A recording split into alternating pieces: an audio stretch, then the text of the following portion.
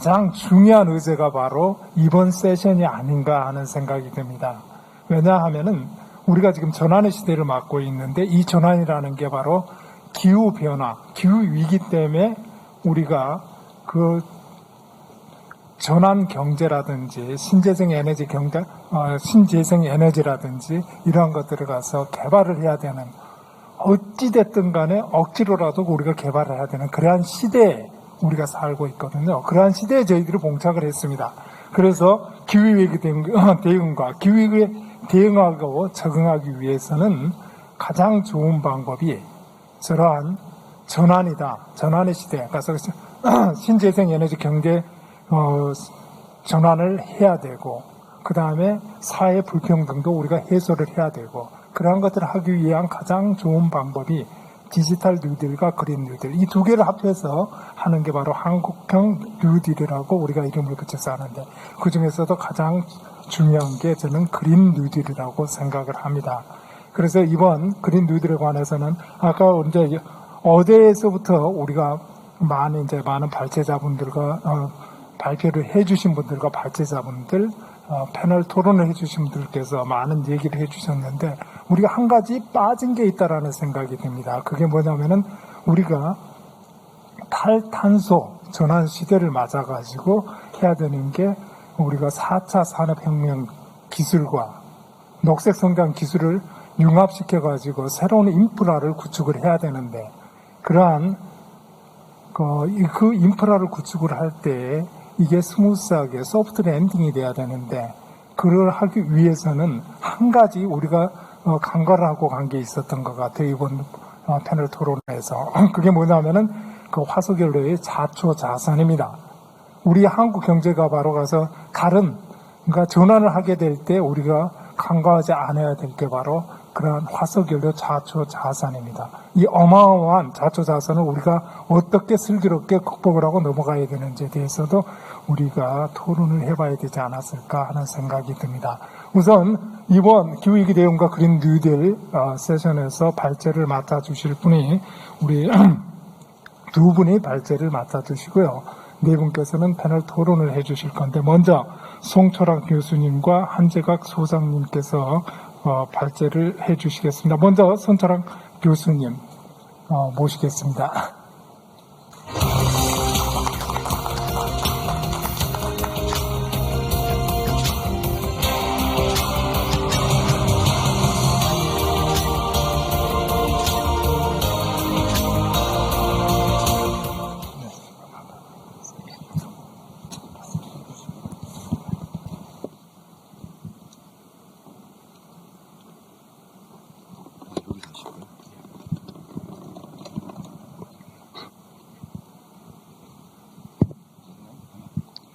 네, 반갑습니다. 방금 소개받은 광주과학기술원 지구환경공학부의 송철한이라고 합니다. 화면에 제 얼굴이 나오니까 굉장히 낯서네요. 네, 오늘 제가 발제해 드리려고 하는 내용은 포스트 코로나 시대 기후변화와 녹색 전환에 관한 것입니다. 첫 번째 주제는 기후변화고요. 기후변화는 제가 생각하기에는 킬링 커브라는 것부터 설명을 드리는 게 좋을 것 같습니다.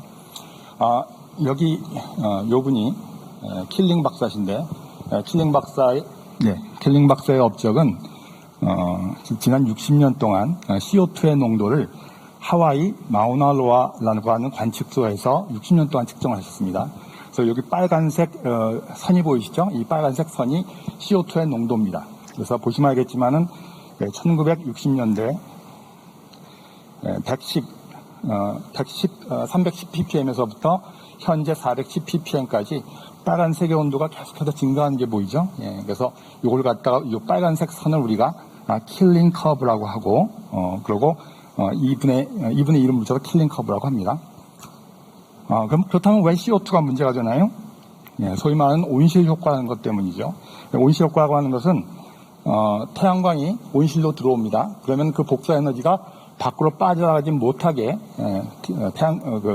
온실에 유리창과 비닐이 막고 있죠. 예, 그걸 갖다 저희가 온실 효과라고 하는데, 근데 지구 시스템에서는 소위 말하는 그린하우스 가스라는 것들이 이와 같은 유리창과 비닐의 역할을 합니다. 그래서 온실기체의 대표적인 것으로는 이산화탄소, 그리고 메탄가스, 그리고 아산화질소 등이 있습니다. 자, 우리가 지구의 온도를 측정해 온 거는 대충 1850년부터 측정을 해왔습니다. 보시면 알겠지만 이제 온도가 올라갔다 내려갔다 하다가 보시면 알겠지만 1960년대부터는 계속해서 증가를 하고 있죠. 근데 아까 제가 킬링 커브 보여드렸죠. 킬링 커브 1960년부터 현재까지 100 ppm 정도가 증가했습니다. 그 CO2가 증가한 것과 거의 비슷한 패턴으로 세계의 기온이 현재 증가하고 있죠. 그런 거를 봐서는 지구가 온난화되고 있는 것은 실화인 것 같다. 실제로 벌어지고 있는 것 같다 하는 것을 저희가 알 수가 있죠. 그래서 많은 과학자들이 실제로 시나리오를 만듭니다. 여기 보면은 RCP 2.6 이거는 이제 낙관적인 시나리오고요. 그리고 RCP 8.5는 비관적인 시나리오입니다. 그래서 보시면 알겠지만 이 빨간색으로 보여지는 거는 지구 평균 온도가 지금보다 7도에서 8도 올라간 지역이거든요. 보시면 알겠지만은 빨간 지역이 북극부터 시작해가지고 남하에서 중위도 지방 그리고 열대 지방까지 내려오는 걸 볼 수가 있죠. 그래서 실제로 저희가 사용하고 있는 것은 네 개의 기후변화 신호를 사용합니다. RCP 2.6, 4.5, 6.0, 8.5 요 네 개를 사용하는데 그게 각각 대응해서 2100년도에 예상되는 CO2의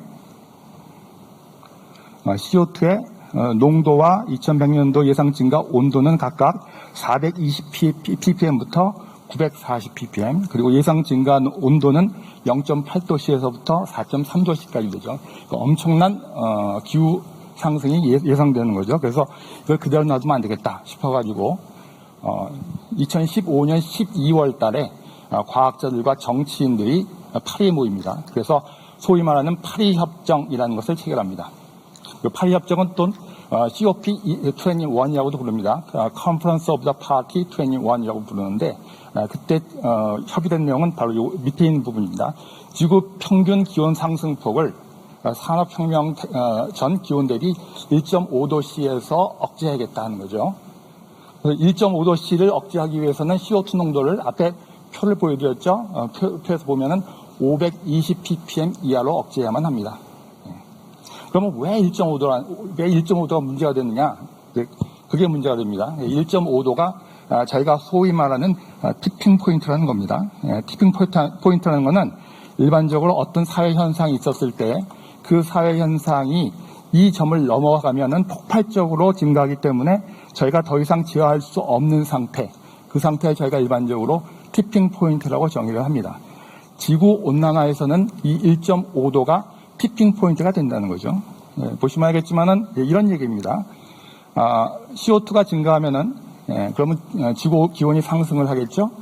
그러면은 북극하고 남극에 있는 빙하가 녹습니다. 근데 빙하는 어떤 역할을 하냐면은 태양의 복사를 갖다가 반사해서 지구를 시원하게 해주는 역할을 합니다. 그런데 이 빙하가 없어진다면은 지구의 기온은 더 상승하겠죠. 그렇죠? 그리고 지구의 기온이 더 상승하면은 이번에는 어떤 일이 벌어지냐면은 시베리아, 알래스카, 캐나다에 있는 동토층이 녹습니다. 그러면 무슨 일이 발생하냐면은 그 밑에는 엄청난 양의 메탄가스가 묻혀 있는데 이 메탄가스가 배출되기 시작합니다. 이 메탄가스는 일반적으로 CO2보다 지구온난화 효과가 26배 더 큰 가스입니다. 그러면 메탄가스가 배출되면 어떻게 되나요? 지구 기온은 더 상승하죠. 그래서 이런 사이클을 계속 거치면서 지구 기온 상승을 저희가 컨트롤할 수 없는 지경에 이르게 되겠죠. 그게 바로 폭발적인 지구 온난화가 되겠습니다. 자, 그러면은 이렇게 지구 온난화가 진행되면 어떤 일이 벌어지나요? 약간 뜬금없는 얘기를 하면은 이런 겁니다. 저희 대기를 연구하는 분들은 백악기에 굉장히 관심이 많습니다. 백악기는 아시는 분은 아시겠지만 공룡 시대입니다. 지금으로부터 한 1억 년 전인데, 그럼 왜 1억 년 전에 관심이 많은가? 보시면 알겠지만, 이게 이제 그래프인데, 이 까만색이 그 CO2의 농도입니다. 그래서 이쪽 좌측에 있는 그래프를 보시면은, 그 당시에 CO2의 농도가 대충 1000ppm에서 1200 ppm이었습니다. 아까 제가 시나리오 8.5 시나리오를 보여드렸었는데, 그 시나리오에서 저희가 2100년도 예상되는 CO2의 농도가 대충 얼마였나요? 940 ppm에서 1000 ppm이었죠. 그죠? 그래서 만약 우리가 이대로 CO2를 방출한다면은 CO2 농도가 백악기 때, 1억 년 공룡시대 때의 CO2 농도와 같아진다는 얘기가 되고, CO2가 올라갔으니까 당연히 기온이 올라가겠죠. 그래서 그 당시 온도는 지금 현재 지구 평균 기온보다 4도에도 8도 높았습니다. 그리고 기온이 올라가면 어떻게 되나요? 해수면도 당연히 올라가죠. 그래서 그 당시 백악기 시대에는 지금 현재 해수면보다 100m에서 200m까지 더 높았습니다. 그래서 이걸 잘 보시면은 이게 당시 백악기의 지구입니다. 보시면 알겠지만 북아메리카, 남아메리카, 아프리카, 유럽 굉장히 많은 부분이 바닷물에 잠겨 있다는 것을 볼 수가 있죠. 그래서 우리가 백악기 공룡 시대 그 시대의 기후로 돌아가지 않기 위해서는 어떻게 하나요? CO2 배출을 억제해야 합니다. 그리고 CO2 배출을 억제하기 위해서는 어떻게 하나요? 화석 연료를 사용하지 말아야겠죠. 그래서 기본적으로 우리가 해야 될 것은 화석 연료 경제에서 재생에너지 경제로 전환해야 합니다. 이 전환을 우리가 보통 에너지 대전환, 영어로는 에너지 트랜지션이라고 부릅니다. 현재 우리가 하고 있는 것은 그 지구 기후 위기의 전쟁이라고 저는 생각하고 있습니다. 그런데 저희 대한민국에게는 전선이 하나 더 있죠. 그건 뭡니까? 저희는 또 초미세먼지 위기하고도 마찬가지로 전쟁을 하고 있습니다. 이 그림은 뭐냐면은 충청도하고 경기도에 석탄 화력 발전소가 굉장히 많이 위치해 있습니다. 우리나라 전체의 60%가 위치하고 있는데 거기서 배출되는 초미세먼지가 수도권과 충청도, 대전에 어떠한 영향을 끼치는지를 갖다가 보여주고 있죠. 그런데 이 두 가지 현상, 지구 기후 위기와 초미세먼지 위기는 공통점이 있습니다. 그 소스가 같다는 점이죠. 그 소스가 뭡니까? 화석 연료 사용이죠. 그래서 우리가 이 화석 연료 사용, 이것을 극복하기 위해서는 에너지 전환을 해야만 하고, 그 에너지 전환을 하기 위해서는 저희가 그린 뉴딜을 해야 된다 하는 얘기죠. 뉴딜한 건 뭔가요? 1930년대에 프랭클린 루스벨트 대통령이 케인즈의 경제 이론을 바탕으로 해서 댐을 짓고 항만을 짓고 도로를 건설하고 했던 거죠. 근데 지금은 그 이후로 90년이 지났습니다. 2020년, 그럼 우리 시대에는 뉴딜이 어떤 모양을 가져야 하는가? 얘가 다시 여기서 댐을 건설하고 항만을 건설하고 도로를 건설할 수는 없겠죠. 지금의 뉴딜이라고 하는 것은 AI 그리고 IoT의 인프라를 구축하고 그리고 5G 네트워크를 구축하는 그런 종류의 디지털 뉴딜과 그리고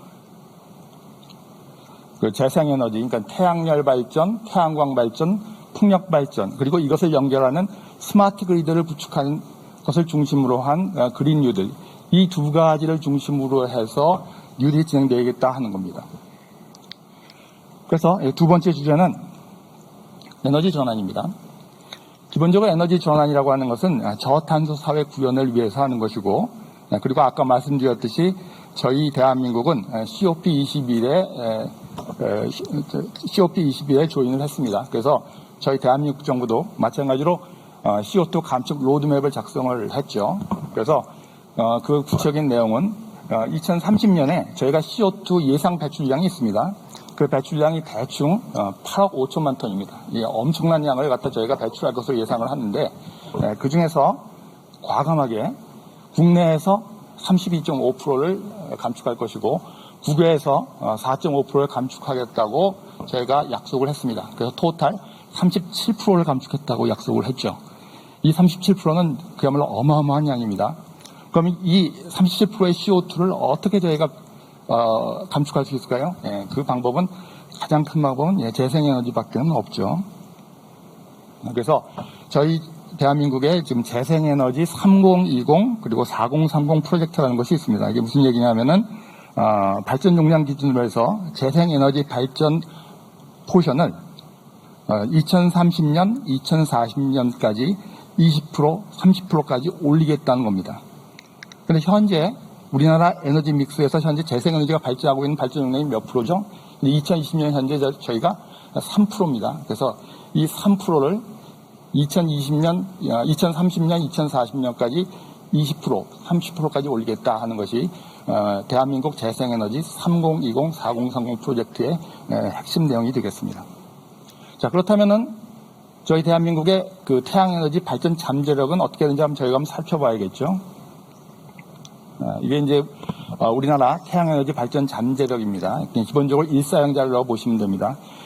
뭐 미국하고 비교했을 때 우리나라 발전 잠재력은 훨씬 떨어집니다. 일사형이 적으니까. 그리고 우리나라만 놓고 살펴보면은 영남 쪽이 태양력 발전 잠재력이 굉장히 큰 것으로 평가가 됩니다. 그럼에도 불구하고 저희 지역사회에 보시면은 그 남해안 지방을 중심으로 해서 태양열 발전 잠재력은 굉장히 높다고 평가가 되고 있습니다. 마찬가지로 풍력 에너지 발전 잠재력은 어떻게 되나요? 우리나라에서. 이것은 기상청에서 얻어진 그 연평균 풍속 자료입니다. 풍속자를 보시면 알겠지만은 풍속이 이제 오렌지색 쪽으로 갈수록 빨간색으로 갈수록 풍속이 빨라진다는 의미인데 보시면 알겠지만 우리나라에서 가장 풍력 발전 자원 잠재력이 가장 높은 데는 제주도입니다. 제주도가 가장 높고요. 그 다음이 우리 전라남도 해안 지역이 풍력 발전 잠재력이 굉장히 높다고 평가가 되고 있습니다. 이 풍력 발전에서 바람 속도는 굉장히 중요하죠. 왜냐하면은 하나의 풍력 발전기에서 발전할 수 있는 전기의 양은 풍속의 세제곱에 비례합니다. 학문적으로. 그래서 만약 풍속이 좋은 데에 설치된 한 개의 풍력 발전기는 그렇지 않은 데에 설치된 두 개, 세 개의 풍력 발전기에서 생산할 수 있는 전기를 갖다 생산할 수가 있습니다. 그런 측면에서 풍력 발전기가 바람전이 좋은 데에 설치하는 것은 굉장히 중요하다고 볼 수가 있죠. 이것은 상업용 풍력 발전기의 크기와 진화의 과정입니다. 보시면 알겠지만은 여기 좀 흐릿해 안 보이는데 X축이 연도입니다. 그래서 연도가 진행될수록 풍력 발전기의 크기가 굉장히 커지면서 발전 용량도 점점 증가하고 있는 것을 보실 수가 있습니다. 위쪽에 있는 것이 지상 풍력 발전기, 그리고 밑에 있는 것이 해상 풍력 발전기입니다. 그리고 일반적으로 사이즈가 어떻게 되냐면 최근에 와가지고는 높이가 거의 100m에 이르고, 그리고 로타 다이아미터라고 해서 저희가 풍력 발전기의 날개지름도 거의 100m에 이를 정도로 거대한 시설이 되고 있습니다. 그리고 보시면 알겠지만은 비슷한 사이즈일 때는 지상 풍력 발전기에 비해서 해상 풍력 발전기의 발전 용량이 크죠. 밑에 있는 게 11메가와트면은 위에 있는 건 3.25메가와트밖에 안 됩니다. 그래서 저희가 이런 측면도, 이런 기술적인 측면도 주도 면밀하게 한번 살펴봐야 한다 하는 것을 지적하고 싶습니다. 자, 이것은 풍력 발전기의 과학기술적인 내용이고요. 태양전지 기술도 계속해서 진보를 하고 있습니다. 현재 저희가 사용하고 있는 것은 거의 90% 이상이 폴리실리콘 태양전지입니다. 그런데 현재 아카데미에서는 굉장히 다양한 기술의 진보가 이루어지고 있고요. 예를 들어서 다른 타입의 태양전지, 그러니까 차세 태양전지가 많이 연구가 되고 있습니다. 예를 들어서 유기방막 태양전지라든지 아니면은 페롭스카이트형 태양전지, 그리고 적층형, 이거는 탠덤형이라고도 부르는데 이런 태양전지들이 굉장히 많이 연구되고 있고 향후 이쪽에 기술혁명이 일어날 수도 있을 거라고 저희가 예측을 하고 있습니다. 여태까지 말씀드린 것은 이제 과학기술적인 측면이고요. 그런데 저희가 그린 뉴딜을 한다고 했을 때 과학기술적인 측면도 꼼꼼히 지켜봐야겠지만은 법제도적인 측면, 재생에너지와 관련된 법제도적인 측면도 굉장히 꼼꼼하게 지켜봐야 합니다. 그러니까 예를 들어서 이 얘기 한번 드려보죠. 재생에너지 관련 제도로서는 크게 제가 알기로는 FIT와 RPS 두 개의 제도가 있습니다. 이 중에서 FIT 제도 간단하게 설명을 드리죠. FIT 제도는 간단하게 재생발전 전력을 갖다가 고정 가격, 비싼 가격에 정부 또는 한전에서 사주는 겁니다. 그래서 이거의 장점은 뭐냐면은 재생에너지 보급을 극대화할 수가 있죠. 그래서 저희가 일반적으로 알고 있기에 독일이 태양광 발전 강대국입니다. 그런데 독일의 태양 발전 잠재력은 우리나라보다 적습니다. 일사량이 저희보다 적죠. 그럼에도 불구하고 강대국이 된 이유는 이 FIT 제도의 신분마가 굉장히 크다고 저는 생각하고 있습니다. 단점은 뭐냐면은 그 당시 독일이 전력을 갖다 당시 시가의 4배를 줬던 것을 알고 있습니다. 그러다 보니 어떻게 되나요? 재정의 부담이 되고 그리고 전기값이 상승하고 그리고 태양광 풍력이 보급되니까 어떻게 잉여전기가 발생하게 되죠. 그래서 제가 알기로 독일이 2004년에 실시했다가 지금은 실시를 하지 않는 것으로 알고 있고 일본도 2009년에 실시를 시작했다가 작년에 폐지를 했습니다. 요거는 작년 2019년 4월 달에 뭐 아시겠지만 슈피겔지 잡지입니다. 슈피겔지에서 독일의 재생에너지 특집을 갖다가 낸 적이 있는데 The Mercs in Germany 그래서 독일에 끼어진 먹구름 뭐 이런 의미인데 보시면 알겠지만 풍력 발전기에 날개가 꺾여 있고 송전선이 끊겨져 있고 그건 무슨 얘기냐면은 물론 이제 독일이 재생에너지 강국이고 굉장히 많은 보급을 이루었지만은 정책적으로 실패한 측면도 있다 하는 겁니다. 그래서 무슨 말씀을 드리려고 하냐면은 저희가 그린 뉴딜을 실시했을 때 과학기술적인 측면도 꼼꼼히 봐야 하고 또한 법제에 대해서도 굉장히 꼼꼼하게 어떤 장점과 단점이 있는지를 꼼꼼하게 살펴야 할 필요가 있다 하는 점을 말씀을 드리고 싶습니다. 요 얘기입니다. 요게 이제 그 전라남도고요. 전라남도와 강주고 아까 말씀드렸듯이 그리고 다른 분들도 발표를 해주셨지만은 저희가 신안군을 중심으로 한 그 해안 지역에 굉장히 좋은 풍력 발전 잠재력을 갖고 있습니다. 그리고 여기 그 여수반도, 그 고흥반도, 해남반도, 진도라는 그 남쪽 해안지대를 타고서 또한 태양광, 태양열 발전 잠재력도 굉장히 크다고 생각을 하고 있습니다. 거기에 대해서 여기 그 진도 옆에 가서도라는 섬이 있으니까 조그만 섬인데 여기에 지금 현재 재생에너지를 중심으로 해가지고 에너지 자립섬 실증 단지가 현재 구축이 돼가지고 운영이 되고 있습니다. 그래서 이것이 우리 전라남도 쪽에 굉장히 좋은 재생에너지 발전 잠재력을 갖고 있다는 것이고요. 거기에 대해서 저희가 이쪽에 재생에너지 관련된 연구 역량도 상당히 많이 축적할 수 있는 좋은 조건에 있다고 생각을 합니다. 광주에 뭐 아시겠지만 광주과학기술원 그리고 전남대가 있고요. 그리고 나주에 한국전력본사와 그리고 앞으로 설립될 한영공대 이와 같은 4개 기관들이 서로 협력을 한다면은 재생에너지 관련해 가지고 굉장히 좋은 에너지 리서치 클러스터, 연구 클러스터를 갖다가 저희가 구성할 수 있다고 생각을 합니다. 그리고 여기에 대해서 아까 말씀드렸던 이런 연구 역량과 그리고 발전 잠재력을 갖다 저희가 융합한다면 그러면 저희 지역사회에 기여할 수 있는 굉장히 훌륭한 시너지즘을 구축할 수도 있다고 또한 생각을 하고 있습니다. 뭐 시간이 없는 것 같아가지고 건너뛰겠습니다. 경청해 주셔서 감사합니다.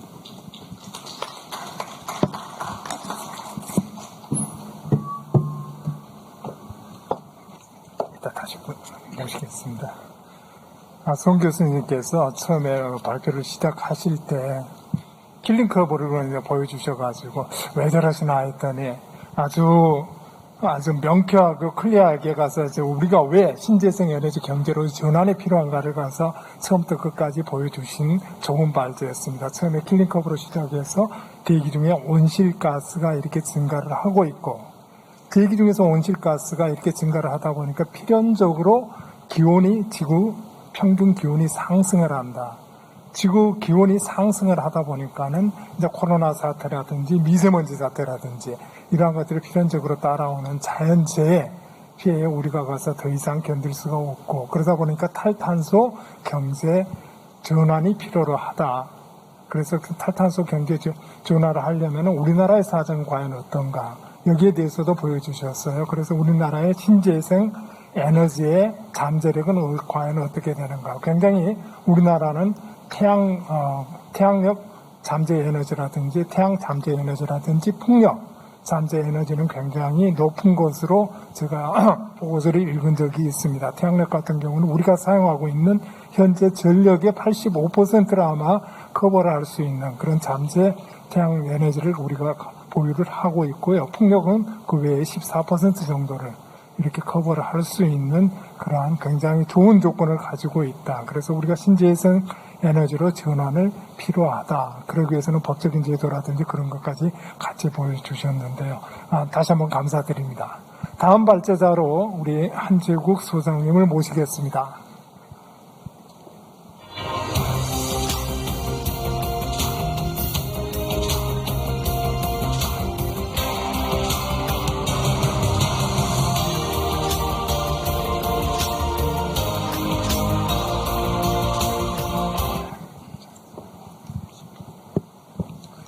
네, 한지광입니다.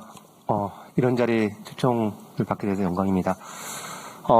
저는 그동안 지금 앞서 발표하신 그 발표자 부분과는 조금 다른 그 각도에서 말씀을 드릴 것 같습니다. 특히, 이 사회운동 맥락 이런 거를 좀 강조를 드릴 것 같은데요.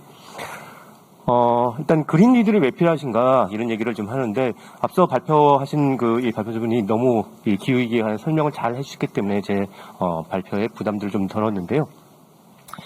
일단 그 파리 협정이라는 게 있죠. 다들 아실 겁니다. 지구를 구하는 마지막 비상구다 이렇게 얘기를 했는데 사실 그럼에도 불구하고 저희가 걱정스러운 거는 많은 분들이 알고 있으실 텐데요.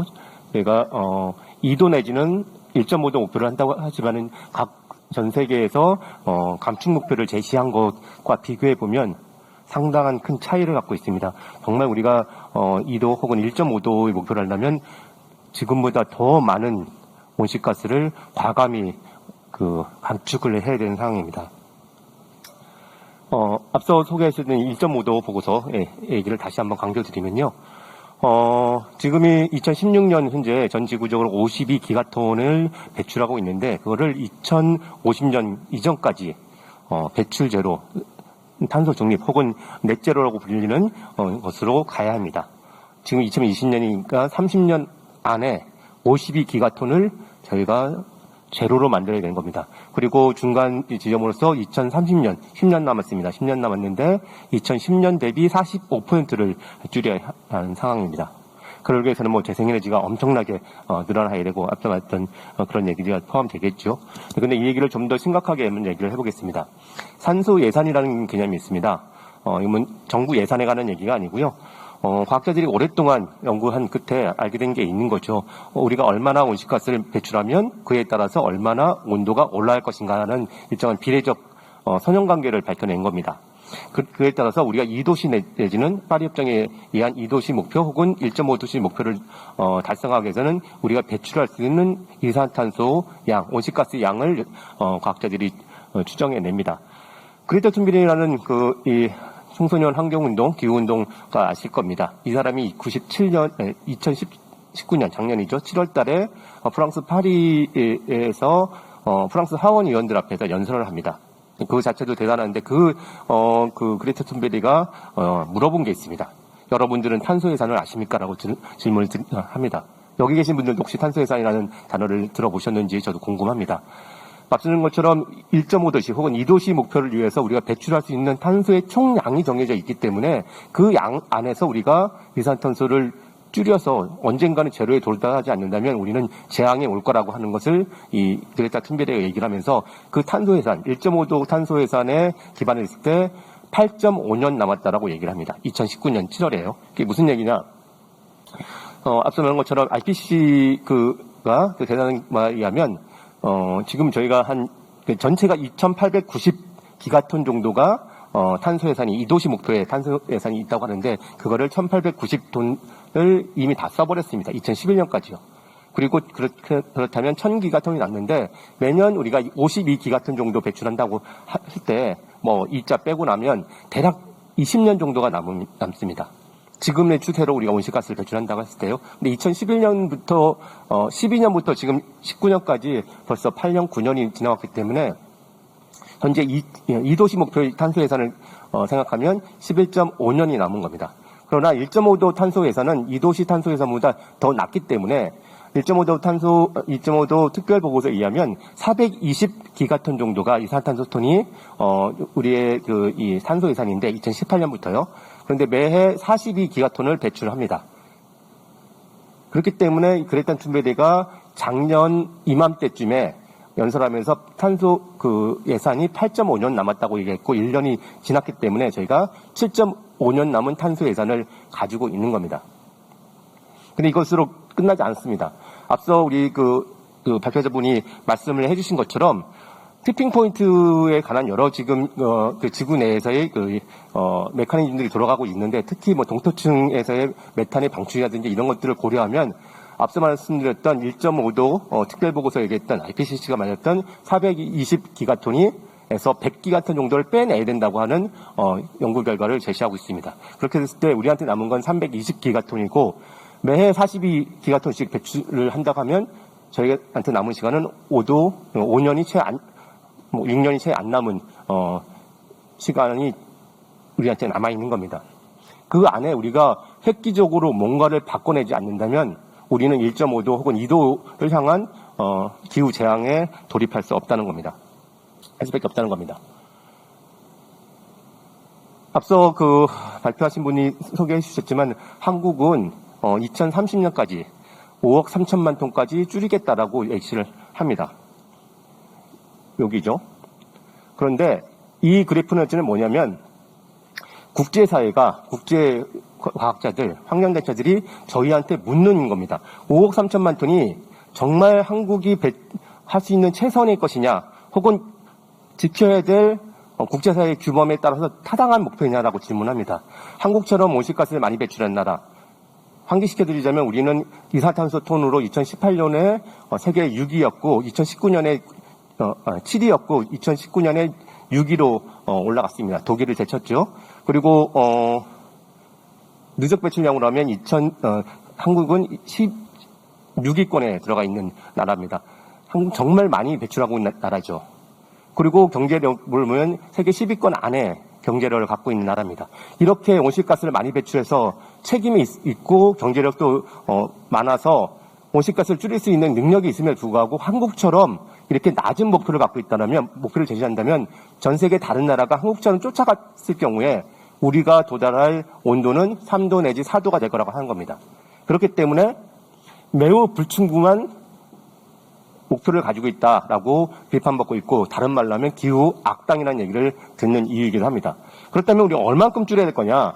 지금 5억 3천만 톤도 대단히 야심찬 목표라고 하지만은 2억 9천만 톤까지 최소한 줄여야 되고 그리고 우리가 기후정이라고 하는 목표에 의해서 다른 나라들, 못 사는 나라들이 정말 전기불이라도 하나 더 킨다라고 하는 것을 우리가 배려한다면 우리는 2억 1천만 톤까지 목표를 떨어져야 한다고 제시하고 있는 겁니다. 우리가 한국 정부가 제시하고 있는 공식 발표 목표와 국제사회가 우리한테 요구하고 있는 사이가 얼마나 큰지 이해를 할 필요가 있을 겁니다. 근데 그린리드를 얘기해서 기후 위기에 대해서 얘기를 드렸는데요. 그 외에도 그린리드 자체가 왜 필요한 것인가에 대한 또 다른 맥락이 있습니다. 오늘 이 자리에 어울릴 수도 있고 어울리지 않을 수도 있습니다만 약간 사회적 불평등에 관한 겁니다. 전 세계가 얼마나 사회적으로 불평한지를 우리는 환기해야 될 겁니다. 이 포스터는 옥스팜이라고 하는 국제기구가 단체가 만든 겁니다. 전 세계 85명이 부자가 35억 명의 소득과 같은 수의 소득을 가지고 있다는 겁니다. 세계는 점점 성장하고 부자가 되고 있지만은 더 많은 부가 부자들한테, 극소수의 부자한테 몰려가고 있다는 거죠. 자랑스러운 일이기도 합니다. 한국인으로서는요. 기생충 같은 게 전 세계에서 정말 호평을 받고 있지만 그 기생충이 다룬 게 뭐냐? 사회적 불평등을 다룬 것이고 미국의 언론들도 이 기생충을 보면서 한국의 사회적 불평등이 얼마나 심각한지에 대해서 환기하게 됐다라고 얘기하고 더 나아가 자신들도 얼마나 불평등한지를 환기하게 됐다라고 하는 기사를 냅니다. 보시면 한국의 1%가 가지는 소득이 우리나라 전체의 소득의 25%를 가지고 있습니다. 보시면 50%가 가지는 소득은 2%가 안 됩니다. 극단적인 불평등이고 그것이 경향적으로 계속 더 강화되고 있는 거죠. 미국은 우리보다 더 심각한 불평등에 직면해 있습니다. 소득의 불평등뿐만 아니라 자산의 불평등도 엄청납니다. 부동산, 집, 이거 누가 갖고 있냐?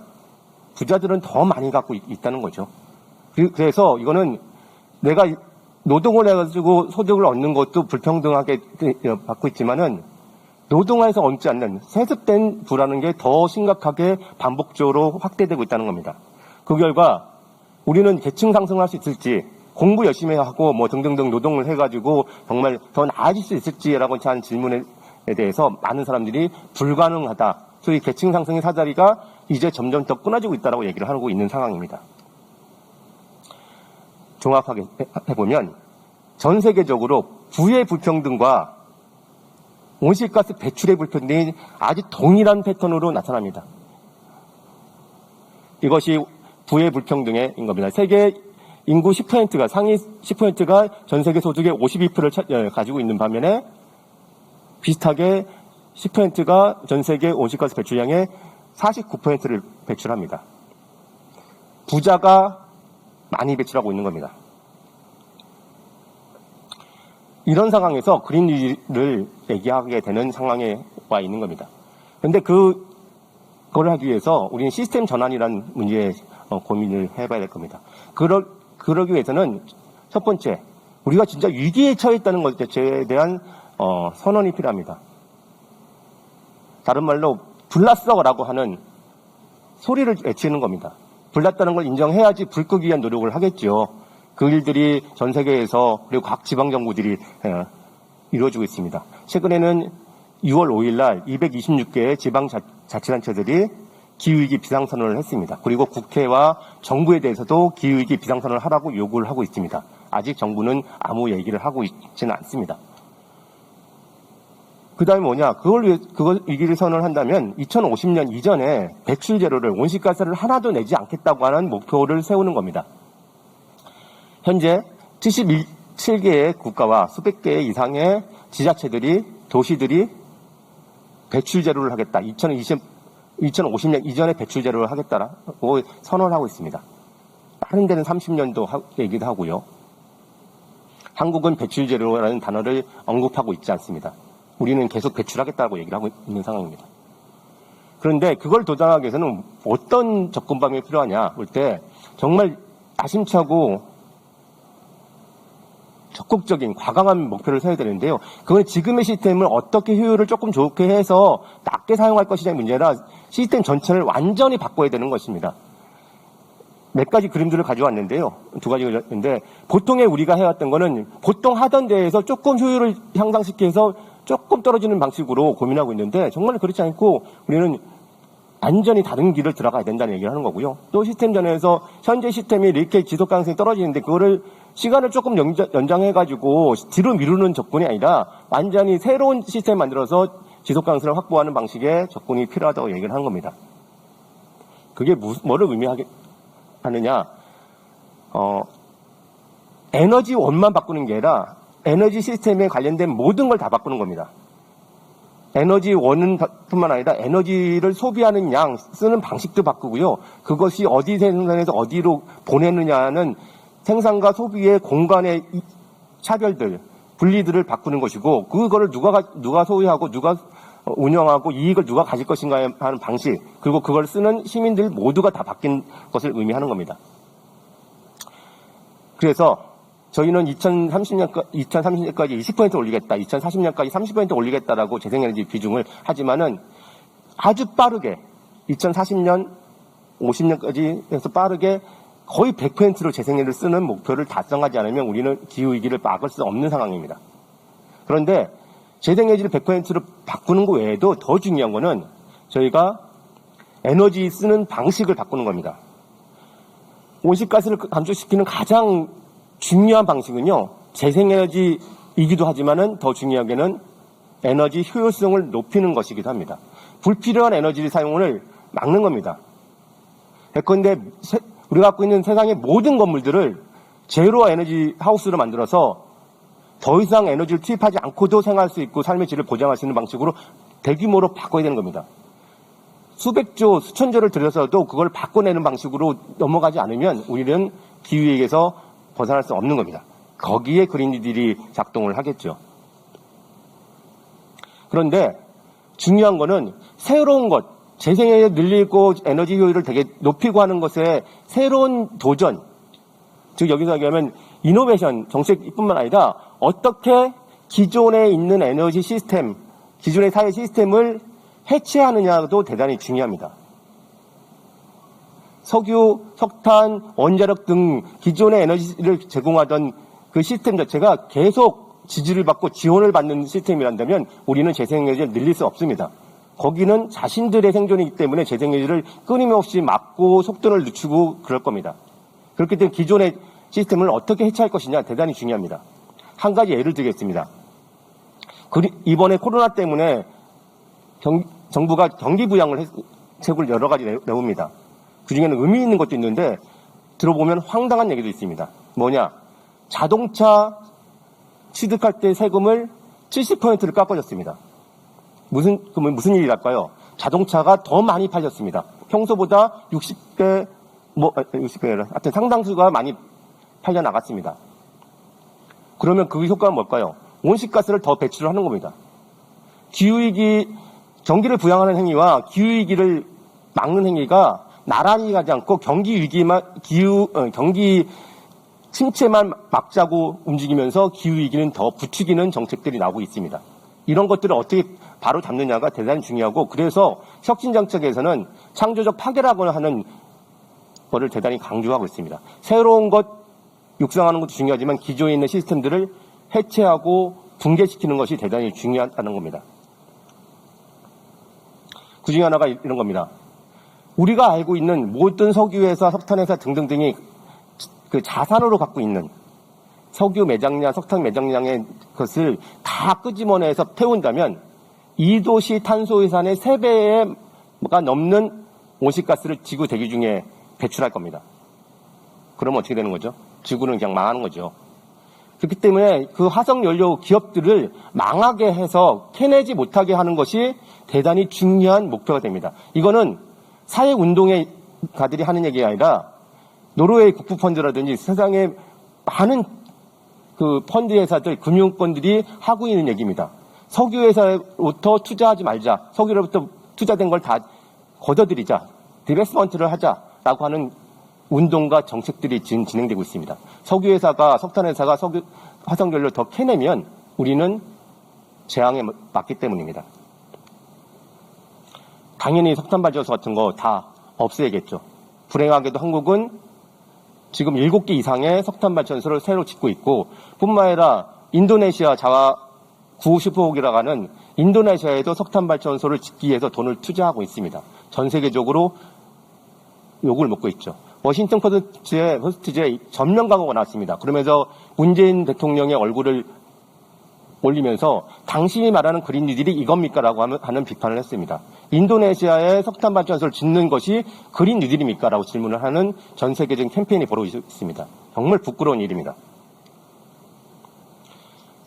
내연기관 자동차, 저도 여기 오면서 버스를 타고 왔지만은 내연기관 자동차를 언제 버릴 것인지, 어떻게 빨리 버릴 것인가 전 세계적인 경쟁에 들어가 있습니다. 최근 들어서 독일의 한 폭스바겐 회사는 그동안 생산했던 내연기관 자동차의 마지막 자동차를 만드는 행사를 했습니다. 더 이상 내연기관 자동차를 만들지 않겠다고 하는 겁니다. 그러나 우리나라에서는 자동차 회사들이 계속 내연기관 자동차를 만들고 있는 거죠. 산업적으로도 대단히 큰 리스크가 올 겁니다. 내연기관 자동차를 팔아서는 더 이상 팔 데가 없는 겁니다. 빨리 전기자동차든 수소자동차든 넘어가야 되는데, 지금 투자되어 있는 것을, 이윤을 더 뽑기 위해서 그거를 계속 만들어낸다면 우리는 자동차 시장에서 도태될 겁니다. 그런데 생각해 볼 게 있습니다. 제가 이런 강의를 하다 보면 청년들이 저한테 질문합니다. 선생님, 저는 자동차 공학과를 졸업했는데요. 어떻게 해야 되나요? 물어봅니다. 내연기관차 망한다고 저는 말한 사람한테 그 질문하는 건 당연하죠. 그런데 우리 지금 교육이 그런 겁니다. 앞으로 어떻게 갈지 모르는 채 현재 시스템에 있는 산업에 종사하도록 하는 교육들을 시키고 있는 상황인 겁니다. 정말 저는 이거는 기성세대가 죄를 지고 있다는 생각이 듭니다. 빨리 다른 방식의 길을 보여주고 그것에 일할 수 있도록 교육시키고 배려해줘야 되는 건데, 그걸 못한다면 우리는 쌍용 자동차 같이 이전에 극심한 노사분기를 겪었던 일을 반복해서 경험하게 될지 모르겠습니다. 그것을 위해서 말하자면 정의로운 전환이라는 개념이 나온 겁니다. 기존에 있는 산업을 어떻게 녹색경제 산업으로 전환할 것이냐, 그걸 위해서 어떻게 지원할 거냐, 거기에 고용되어 있는 노동자를 어떻게 지원해서 다른 산업에 녹색 일자리 산업으로 넘어가게 할 것이냐라는 것을 교육시키고 지원하고 고용을 보장하는 그런 정책이 필요하다는 겁니다. 그린 뉴딜의 가장 중요한 사회적 부분이 아마 정의로운 전환이 돼야 할 겁니다. 그린일이 뭐냐 하기 전에 코로나 얘기를 하죠. 그래서 손 씻거라 이런 했더니 누가 그럽니다. 코로나 더 큰 파도가 온다. 그게 경제 위기의 파도라면 그걸 넘어서는 기후 위기 파도가 올 것이다라는 얘기를 하고 있습니다.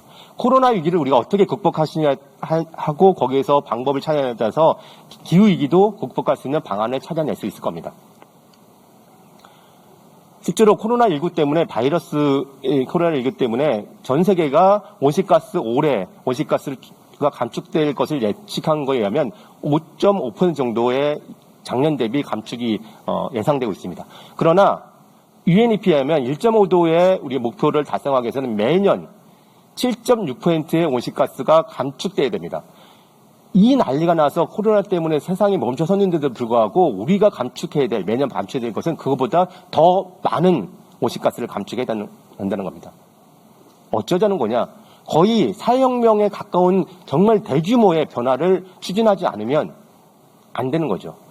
그러나 코로나 위기는 불행한 상태이지만은 다음에 우리가 이 온실가스를 감축하는 당장 오늘, 내일, 내년에 해야 될 것은 계획되고 사회적으로 잘 조화된 방식으로 사회를 붕괴시키지 않으면서 우리는 기후위기를 막을 수 있는 길을 찾아내야 되는 겁니다. 코로나19를 보면서 전문가들한테 질문을 했습니다. 그랬더니 코로나19를 보면서 전문가들은 이런 얘기를 합니다. 정부의 강력한 조치와 자원동원을 하는 것이 코로나19에서 우리가 K방역을 통해서 본 것처럼 기후위기에 대응해야 된다. 위기에 대해 선제적으로 대응을 해야 된다. 벌어진 것만 하면 안 된다. 이런 얘기를 합니다. 이것이 코로나19가 주는 그린 뉴딜, 기후위기에 대한 교훈인 겁니다. 우리가 선제적으로 대규모로 자원을 통해서 사람과 자금과 재정, 조직을 동원해서 우리는 이 문제에 풀어나가야 되는 겁니다. 그럼 그린 뉴딜이 뭐냐? 그린. 과거의 것이 회색 경제라면 정말 탈탄소 사회를 지향하는 게 그린이죠. 뉴. 새로운 게 뭐냐? 과거의 사회가 불평등이 됐기 때문에, 불평등한 사회이기 때문에 평등한 사회를 만드는 정말 새로운 세상을 만들어야 된다는 의미가 뉴입니다. 딜은 뭐냐? 새롭게 계약을 하는데 거기에는 지금처럼 한정된 부자들만 협상에 들어오는 게 아니라 모든 사람들이 들어와서 세상을 바꾸는 방식의 협상에 들어가 있다는 겁니다. 그게 프랭클 루즈벨트가 얘기했던 뉴딜의 핵심적인 거요. 뉴딜에서 테네시 강만 생각하는 사람들이 있지만은 뉴딜에서 핵심적인 것은 와그너법이라 불리는 노동자들의 파업권을 보장하고 노동자를 지원하는 노동권을 강화시켜주는 법이었습니다. 또 부자들한테 과세를 많이 해서 세금을 걷어들이는 조치였습니다. 이런 것까지 포함해서 뉴딜을 생각해야 되는데 우리는 땅 파고 있는 테네시 강만 생각하는 건 문제가 있는 거죠. 그런 거에 기반해서 그린 뉴딜이라고 하는 코르테스라고 하는 이 소위 민주적 사회주의라고 스스로 칭하는 사람들이 그거를 만들어내고 샌더슨이라는 그 미 대통령이 이걸 그린딜을 주장하면서 모두가 그린딜을 얘기할 수밖에 없는 시대 정신이 된 거죠. 그것은 기후위기와 사회적 불평을 동시에 해결하겠다는 목표를 가져야 된다는 겁니다. 코로나19가 벌어지면서 잠깐 온실가스 떨어졌지만은 이 기후운동가들, 기후과학자들은 걱정을 합니다. 침체된 경기를 부흥시키기 위해서 정부가 돈을 넣는데 그 돈이 엉뚱하게 흘러 들어갈까봐 걱정을 합니다. 그래서 해야 할 일과 해서 되지 말아야 할 일을 얘기했는데 재생에너지에는 투자하고 화석연료 산업한테는 투자하지 말라는 겁니다. 자동차, 내연기관 자동차에는 투자하지 말고 전기차에 투자하라는 겁니다. 한국은 반대로 가고 있죠. 전기차에 대한 별로 얘기 안 하고 자동차 구입세를 깎아주면서 자동차를 더 팔도록 만드는 거죠. 항공사에다 지원하지만은 항공사가 잘 돼가지고 온실가스를 배출하도록 하는 것이 아니라 그 항공사가 온실가스를 감축할 수 있는 조건을 부여합니다. 어떻게 할 것인지 질문을 하고 그것을 만족시켜야지 지원을 하겠다고 얘기하는 겁니다. 한국은 대한항공, 아시아항공에 돈을 1조 2천억 원, 1조 6천억 원을 투자했음에도 불구하고 기후 조건을 붙이지 않았습니다. 한국은 엉뚱하게 가고 있는 겁니다.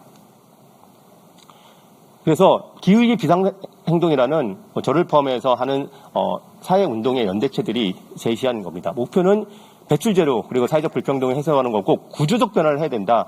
효율성 조건 높인다고 되는 게 아니라 시스템 전체를 완전히 바꿔야 된다. 그리고 그걸 위해서는 기후정의 정의로운 전환이라는 원칙에 따라가야 된다. 얘기를 하고 있습니다. 수단요. 대규모 2030년까지 지금 민주당에서는 300조 정도를 동원해야 된다라고 얘기를 하는데 저는 그것보다 더 많은 예산을 동원해서 모든 건물들, 모든 자동차들, 그리고 모든 건물의 지붕에 태양광 같은 재생에너지를 대규모로 넣는 방식의 변화를 일으켜야 되고 그 돈 정부가 세금을 더 거둬서라도 만들어서 대규모로 투자해야 되는 겁니다. 그걸 통해서 새로운 일자리, 녹색 일자리를 만들어내고 새로운 사회를 만들어낼 수 있을 것 같습니다.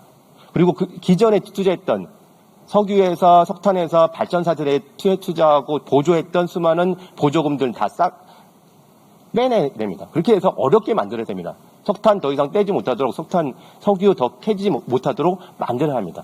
그리고 그것을 지지할 수 있는 그리고 그걸 전환할 수 있는 민주적 역량, 전환적 능력을 얻기 위해서 노동자, 농민, 시민들의 역량을 배가시킬 수 있는 각종 법제도를 더 강화시켜야 된다고 생각합니다. 그린니들 하니까요, 저한테 많은 전화들이 옵니다. 그린니들 뭘 해야 됩니까? 물어보는데 그린니들은 뭐 하냐고 하는 단위 사업의 아이템이 아니다. 접근법이다라고 얘기를 해도 이해를 못합니다. 그런데 그 와중에 그린니들을 하니까 온갖 것들을 다 그린니들 들고 옵니다. 산악관광, 우리나라에 뭐 산이 많다고 하니 거기다가 레일 깔고 스위스처럼 뭐 하자고 하는 것을 갑자기 그린니들을 얘기합니다. 강원도에서 설악산 그 케이블카 때문에 정말 10년 이상 사회적 고통을 받고 싸웠는데 그걸 비슷한 일을 다시 하자고 합니다. 그린니들이라는 이름을 새로운 갈등을 만들어낸 것이 그린니들은 아닙니다. 또 이제 연구가 될까 말까 하는 것을 가지고 충남도의 사례입니다. 블루카본이라는 걸 가지고 와서 그걸 통해서 엄청나게 온실가스를 감축하겠다고 하는데 실제 가능한 것을 가지고 얘기하지 않고 먼 미래 얘기를 가지고 얘기합니다. 지금 당장 5년, 10년 안에 온실가스를 감축해야 되는데 언제 작동될지 모르는 걸 우선시하고 하면 안 되는 거죠. 당장 눈에 보이는 재생에너지를 어떻게 늘 것이냐, 내연기관차 어떻게 줄여날 것이냐라는 질문을 해야 되는 것이 핵심입니다. 비슷한 것들은 많이 있습니다. 저탄소차 협력금제라는 게 있습니다. 녹색성장법 몇 조죠? 40조에 있는 겁니다. 일정 기준 이상의 온실가스를 배출하는 자동차한테는 과징금을 물리고 그 아래 온실가스를 배출하는 자동차는 지원하는 제도입니다. 자연스럽게 온실가스가 덜 배출하는 자동차로 이행해 나가겠죠. 그 멋진 제도를 만들어 놓고 환경부가 시행령 시행지 서칙을 만들지 않아서 법이 작동되고 있지 않습니다. 이유가 있습니다. 자동차 회사의 로비죠. 이게 빨리 됐으면 현대 기아차나 우리나라의 많은 자동차가 더 빨리 전기차로 진입해 들어갔을 겁니다. 정치가 중요하고 제도가 중요한 건 이런 대목일 겁니다. 또 있습니다. 건물이 있습니다. 아주 모양새는 좋지만은 건물 자체의 성능이 엄청나게 떨어져서 겨울철, 여름철 에어컨, 난방기를 아무리 돌려도 온도가 올라가거나 내려가지 않는 그런 집들 많이 있습니다. 근데 집 살 때 혹은 전세 들어갈 때 그런 집인지 알 수가 없죠. 그래서 정부가 만들었습니다. 집을 성능을 테스트해가지고 부동산 거래할 때 에너지 증명서를 같이 첨부하도록 하는 의무가 있습니다. 그러나 건물주 그리고 중개업자, 부동산 사업자들이 그것을 반대하면서 그 조항이 빠져버렸습니다. 그게 많이 작동됐다면 우리는 건물을 구입할 때, 임대에 들어갈 때 그걸 참조해서 그런 건물을 피하겠죠. 그렇다면 그 건물주는 자기 돈을 들여서라도 그 건물의 성능을 단열을 계산했을 겁니다. 그러면 우리나라의 녹색 건축, 그린 리모델링이라는 새로운 시장이 어마무시하게 많이 만들어졌을 겁니다. 더 온실가스를 줄일 수 있을 거고요. 일자리도 많이 늘어났을 겁니다. 이것 또한 제도 등등이 부재하기 때문에 못한 겁니다. 이런 문제를 해결하면서 어떻게 그린니들을 얘기할 것인가를 고민해야 되지 새로운 아이템 하나씩을 들고 와서 언제 어떻게 작동될지 모르는 기술을 가지고 그린니들을 하자고 하면 안 된다고 생각합니다. 마지막입니다. 그래서 저를 포함해서 그 사회운동 쪽에서 제시하는 겁니다. 1.5도 목표를 맞춰서 온실가스 배출제로 어떻게 할 것인지 목표를 명확히 정해야 된다는 겁니다. 그리고 2030년, 10년 남았습니다.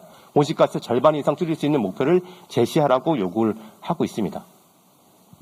두 번째, 대규모 공공토지를 통해서 재생에너지, 녹색 건물, 건축물, 친환경 교통, 친환경 농업 등등등 우리가 할 수 있는 모든 일에 대규모 투자를 해서 온실가스도 줄이고 일자리도 만들고 좋은 일자리도 만들어야 되는 것이라고 생각합니다.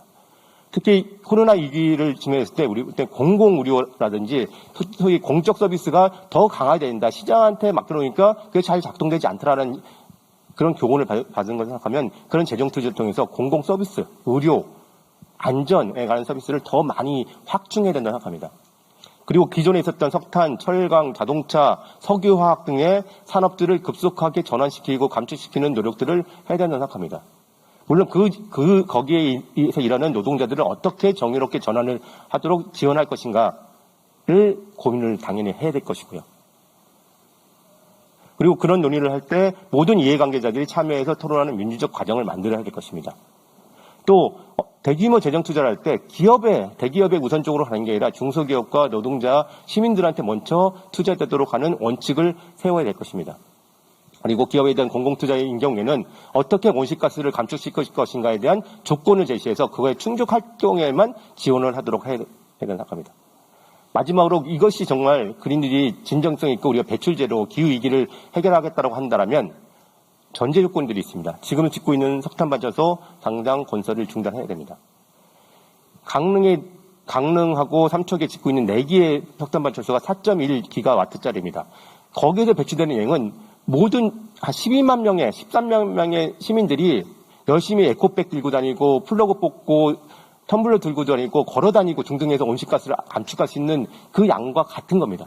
12만 명이 그런 노력을 해도 석탄발전소 하나 지으면 도로하고 타버립니다. 그렇기 때문에 당장 석탄발전소 같은 거 새롭게 공항 짓는 것도 마찬가지죠.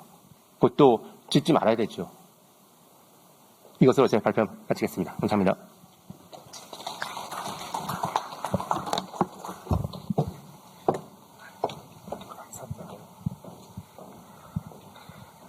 한 소장님께서 정말 가서 그린 뉴딜을 우리가 왜 해야 하는가에 대해서부터 정의로운 그린 뉴딜까지 아주 소상하게 설명을 잘 해주셨습니다. 특히 가슴에 와닿았던 것은 그린 뉴딜을 해야 되는 2가지 이유.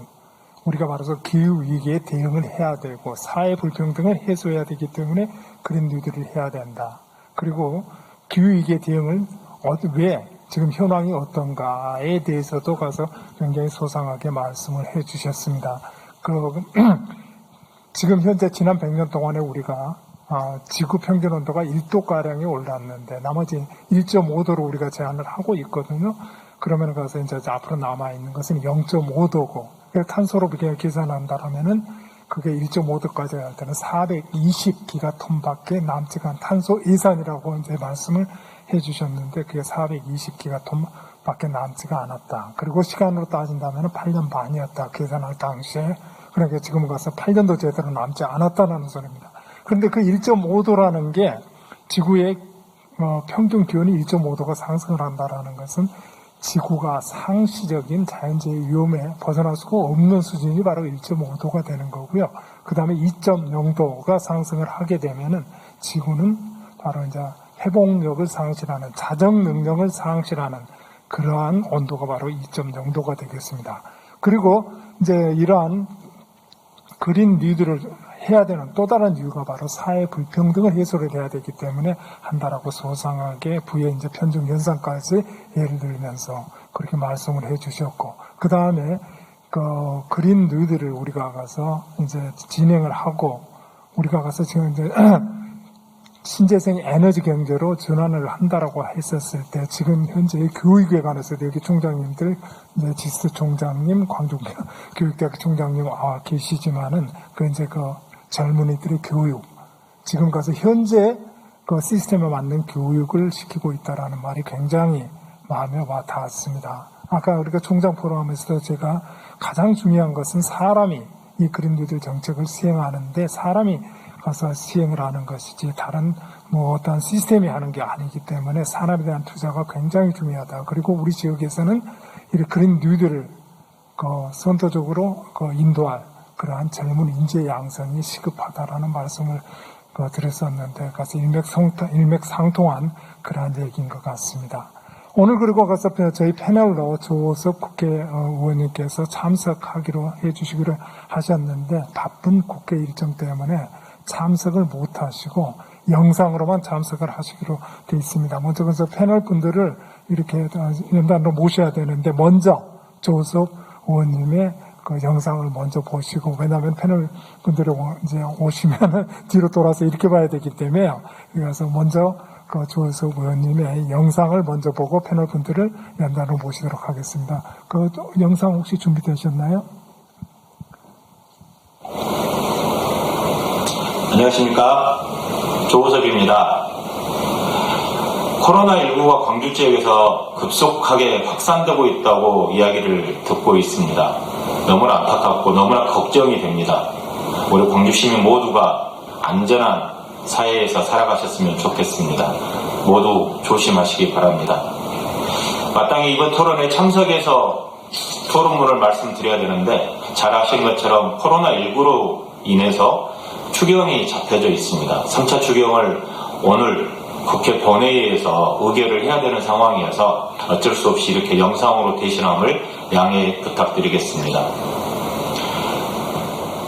사람들이 보다 더 나은 삶을 살아가기 위해서 산업화를 발전을 시켰습니다. 그로 인해서 사람들의 삶은 많이 좋아졌지만 탄소 배출량 증가 등 기후에 위기가 닥쳐오고 있습니다. 탄소 배출량의 증가는 지구 온난화를 가속화시키고 있고, 지구 온난화는 생태계를 파괴시키고 있습니다. 그래서 메르스, 사스, 코로나19 등이 발생되고 있다라고 학계에서는 전언하고 있습니다. 지금이라도 기후 위기를 극복하기 위해서 어떻게 할 것인지에 대한 고민을 하다가 그린 뉴딜 정책이 지금 전 세계적으로 유행하고 있습니다. 우리 대한민국도, 문재인 정부도 이번 코로나19 위기를 극복하기 위해서 디지털 뉴딜과 함께 그린 뉴딜을 추진하고 있습니다. 그린 뉴딜의 핵심은 기후 위기를 어떻게 극복할 것인지, 그리고 극복하면서 어떻게 일자리를 만들고 정의로운 일자리를 만들 것인지에 대한 고민인 것 같습니다.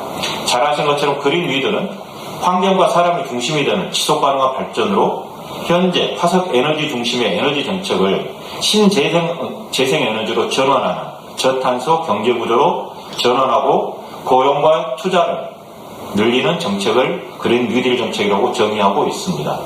전 세계적으로 그린 뉴딜을 추진하고 있는데, 중국의 경우, 그 다음에 유럽의 경우, 미국의 경우는 토론문에 실린 것처럼 다음과 같습니다. 유럽의 경우는 2050년까지 탄소 중립 목표 달성을 위한 유럽 그린 딜을 받아들여서 정책으로 제시하고 있습니다. 유럽연합은 2020년 여름까지 55%를 탄소 온실가스를 감축을 목표로 하고 있습니다. 미국의 경우도 마찬가지입니다. 그린 뉴딜 결의안을 내었고, 이번에 민주당 대선 후보로 선출된 조 바이든 전 미국 부통령은 2050년까지 화석 연료를 제로 국가로 만들겠다라고 공약하고 있습니다. 중국의 경우도 마찬가지입니다. 재생에너지의 전기차 시장이 가장 큰 선으로 떠오르고 있습니다. 우리나라는 어떤가요? 우리나라는 2009년도에 오실가스 감축 목표를 2020년에 감축 목표를 5.43억 톤을 목표로 삼았었습니다. 하지만 달성하지 못하고 이걸 2030년도로 연기시켰습니다. 아주 추진 자체가 미진한 상태에 놓여 있습니다. 그래서 이번 정부에서 3차 추경을 하면서 코로나19 극복을 위해서 그린 뉴딜 정책을 이야기하고 있는 겁니다. 이번 추경을 시작으로 해서 우리 정부는 2022년까지 그린 뉴딜 사업에 총 12조 9천억 원을 투입해서 13만 3천 개의 일자리를 만들겠다고 하고 있습니다. 하지만 문제는 그린 뉴딜의 가장 핵심이 돼야 되는 온실가스를 제로화시키는 정책, 즉 탈탄소의 정책이 핵심 사업으로 자리 잡지 못하고 있다는 것이 가장 커다란 문제점으로 지금 지적되고 있습니다. 이 문제는 당장의 고용 효과를 내기 위한 그 부분에 집중하다 보니까 기후위기 대응이라는 중요한 핵심 과제가 빠져있다는 문제제기가 있습니다. 3차 추경은 그렇다 하더라도 내년 예산에서는 이러한 그린 뉴딜의 가장 본질적인 부분들이 반영돼야 된다고 봅니다. 향후 추진 방향은 저는 크게 세 가지로 놓고 있습니다. 하나는 탄소 제로 사회 선언을 하는 겁니다. 지구 온난화의 지구 온도를 1.5도씨 이하로 억제 상승을 억제시켜야 되는 그런 국제사회의 새로운 기준이 되고 있고, 우리나라도 거기에 따라서 2050년 장기 저탄소 발전 전략을 우리 국제사회에 제출해야 된다고 봅니다. 그래서 2050년 탄소 중립을 선언할 것을 요구하고 있습니다. 또한 탄소 제로사의 선언 안에는 전기발전, 수송, 건물 등에서 탄소 배출 저감을 어떻게 할 것인지 국가 비전 발표도 병행돼야 된다고 생각을 하고 있습니다. 두 번째로는 그린뉴딜 기본법 제정입니다. 더불어민주당은 코로나19 국난극복위원회에서 한국형 그린뉴딜 TF팀과 그린뉴딜 연구회 중심으로 그린뉴딜 기본법, 그린뉴딜 특별법을 제정을 추진하고 있습니다. 그 내용은 석탄 발전 내연기관 퇴출, 핵폐기물 처리 연동을 통한 원전 감축, 그리고 에너지 효율 의무화 등이 담길 예정입니다. 또한 해외 석탄 발전 산업에 우리나라 금융 지원을 중단하는 그런 부분도 포함되어야 할 것입니다. 그리고 끝으로는 초중고의 교육에 생태기후 환경교육을 의무화시키는 겁니다. 가장 중요한 부분이라고 보여집니다. 기후위기, 지구온난화 막을 수 있는 힘은 우리 시민들에게 있습니다. 시민의 힘으로 막아야 되고, 그것은 일상생활에서 시작돼야 된다고 봅니다. 그걸 하기 위해서는 우리 초중고에 반드시 생태기후 환경교육 부분을 시간을 할애해서 20시간에서 30시간 정도를 반드시 할 수 있도록 해야 된다고 저는 생각을 하고 있습니다. 토론을 마치면서 다시 한번 직접 참석치 못하고 이 멀리에서 영상을 통해서 토론을 말씀드린 것에 대해서 다시 한번 양해 말씀드리겠습니다. 건강 유의하시기 바랍니다. 감사합니다.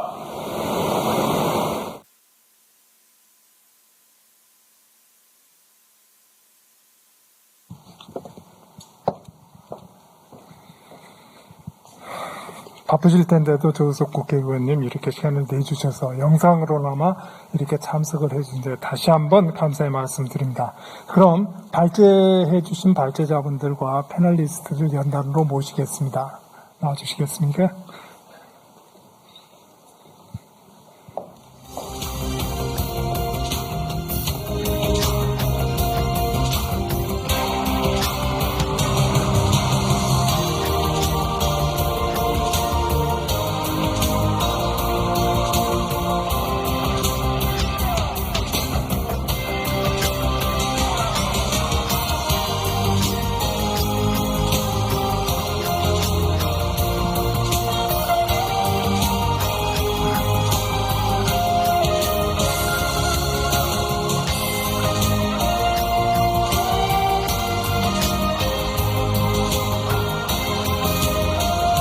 그럼 발제자분들은 송철원 교수님과 한재각 소장님 소개를 드렸고요.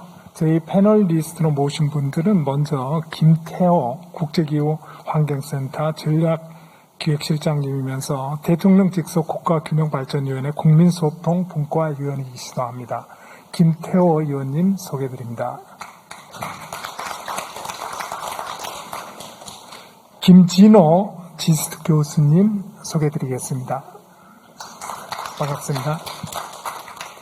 광주전남연구원 조승희 책임연구위원님 소개드립니다. 반갑습니다. 패널리스트께서는 순서대로 발제하신 내용에 대해서 코멘터나 의견을 개진을 해 주시기를 바랍니다. 먼저 김태호 실장님께서 시작을 해 주시겠습니다. 네. 네, 전체적으로, 발제에 대한 이야기보다는, 발제 부분에 좀 빠진 부분에 대한 의견을 좀 드리도록 하겠습니다. 그래서 주로 제가 오늘 말씀드릴 이야기는, 인식과 적응과 책임과 공생에 대한 이야기를 좀 드리려고 합니다. 그린뉴딜은 기후위기라는 현실에 대한 직시와 해결에서 시작됩니다. 그리고 그 과정에서 모든 부분에 대한 불평등을 해소하고, 그 결과로서 일자리 창출로 나아가야 된다고 봅니다. 그런데 이제 가장 중요한 것은 기후 위기에 대한 현실 인식입니다. 그래서 교육의 역할이 굉장히 중요하다고 봅니다. 초등학교 교육 문제도 있지만 기후위기 시대의 대학의 역할이, 지역대학의 역할이 무엇일까에 대한 고민이 좀 필요할 때이지 않을까 싶습니다. 4차 산업혁명과 언택트에 대한 이야기는 있지만 대학에서의 기후위기에 대한 문제에 대한 접근도 필요하지 않냐라는 이야기를 좀 드리는 건데요. 왜 그러면 오늘의 행사 자체가 지역에 있는 대학들과 같이 하기 때문에 그런 바람들을 말씀드립니다. 그렇기 때문에 대학이 먼저 캠퍼스를 탈탄소하고 기후위기 교육에 대한 필수 교육을 통한 그린 뉴딜을 양성하는 것들이 가장 중요한 문제이지 않을까. 그래서 총장님들한테 꼭 부탁드립니다. 그래서 가급적이면 캠퍼스의 탈탄소화와 그리고 학생들에 대한 기후위기 교육에 대한 필수 교육화를 좀 검토해 주시면 좋을 것 같습니다. 두 번째는 재난에 대한 이야기입니다. 우리는 현재 세 가지 재난에 직면하고 있습니다. 첫 번째가 겨울과 봄부터 벌어지는 미세먼지가 있죠. 두 번째가 여름과 가을까지 벌어지는 폭염이라는 자연 재난이라는 문제가 있습니다. 그리고 코로나19로 인해 발발한 일상적인 전염병 재난이라는 문제들이 있습니다. 이 세 가지 재난의 시대에 살고 있습니다. 이런 재난의 원인은 화석연료에 기반한 무한성장주의에 기반했다고 볼 수 있고요. 그러기 때문에 가장 중요한 것도 온실가스 감축을 위한 에너지 전환이라고 볼 수가 있습니다. 그런데 에너지 전환이라는 것은 분명하게 제가 기후위기 문제에 있어서 게임 체인저 역할을 할 수 있다고 보고요. 디지털은 효율화와 수요 감소라는 측면에서 촉매제 역할을 할 수 있다고 봅니다. 하지만 두 가지가 따로 놓을 수는 없다라고 보는 입장인데요. 예를 들면 그린이들과 디지털 뉴딜과 휴먼 뉴딜이라는 것이 각각 분리되지 않고 기후위기라는 목적 하에 녹색 전환이라는 가치 하에 디지털과 휴먼이라는 가치들이 같이 녹아나는 방향으로 접근될 필요가 있습니다. 특히 한 가지가 더 필요하다고 보는데요. 바로 적응의 문제입니다. 일상화된 재난에서의 적응을 우리가 어떻게 해나갈 것인가에 대한, 즉 도시에서의 회복 탄력성에 대한 접근 부분이 필요하다고 봅니다. 세 번째 이야기는 과거에 대한 이야기입니다. 과거로부터 배워야 됩니다. 실패는 소중한 경험이 될 수 있습니다. 우리나라가 기후변화, 기후위기 대응을 한 지가 2000년 초반으로 보면 벌써 20년이 넘었습니다. 온실가스는 여전히 증가하고 있고요. 20년 동안 열심히 감축을 한다 했지만 거의 달성을 하지 못했습니다. 국가의 1차 감축 목표는 20년이었고요. 지방정부의 1차적 감축 목표도 20년이었습니다. 하지만 20년을 도래한 현 시점에서 왜 우리가 달성하지 못했는가에 대한 회고는 없는 실정입니다. 그래서 담대하게 직접적으로 왜 실패했는지, 왜 우리는 못했는지에 대한 논의가 필요하다고 봅니다. 특히 개인적으로 저는 정답과 해답의 차이 문제와 책임 있는 지속성의 문제라고 봅니다. 첫 번째, 정답과 해답이라는 점은 기후위기 문제를 해결하기 위한 정책과 기술은 우리들은 이미 가지고 있습니다. 문제는 이를 해결하기 위한 정치적, 경제적, 사회적인 해법을 찾는 과정이라고 보고요. 두 번째, 책임 있는 지속성이라는 것은 정책의 지속성 보장과 한재화 소장이 말했듯이 화석연료 기반의 모든 구조에 대한 창조적 파괴를 위한 즉각적인 사회적 대탈과 대합의와 이를 위한 제도 마련이라고 봅니다. 마지막으로 그린뉴딜 논의에 대한 고민인데요. 현재 그린뉴딜 논의는 여전히 기계적이고 여전히 산업적이고 여전히 인간적인 관점을 택하고 있습니다. 이제는 생명권에 기반한 민주주의의 포용력 확장이라는 측면에서 그린뉴딜이 좀 접근될 필요가 있지 않을까라는 생각을 해보게 됩니다. 이상 마치겠습니다. 네, 감사합니다. 다음, 네, 박수를 크게 한번 쳐주시죠. 감사합니다.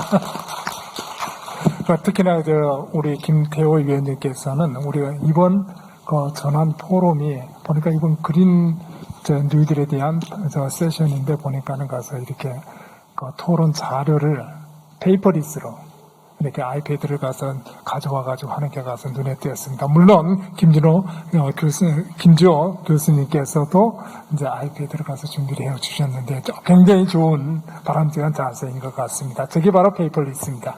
네, 김주호 교수님 코멘트해 주시기 바랍니다. 네, 저는 이제 기술 공부를 했지만 동시에 이제 경제 경영 공부를 같이 이제 하는 이유로 그 에너지를 저는 전공을 하고 이제 경제 경영을 이제 접목을 해서 이제 실제 현실에서 구현 가능한 정책과 제도를 만드는 뭐 이런 연구를 주로 하고 있습니다. 그래서 지금 이제 오늘 말씀하신 그린 뉴딜 관련해서 저도 뭐 기술자로서 이제 동의하고 또 나아갈 방향에 대해서 찬성하는 부분도 많이 있고요. 동시에 이제 제가 오늘 좀 말씀드릴 부분은 그것과 함께 이제 사실 돈 문제를 말씀드리지 않을 수가 없는데요.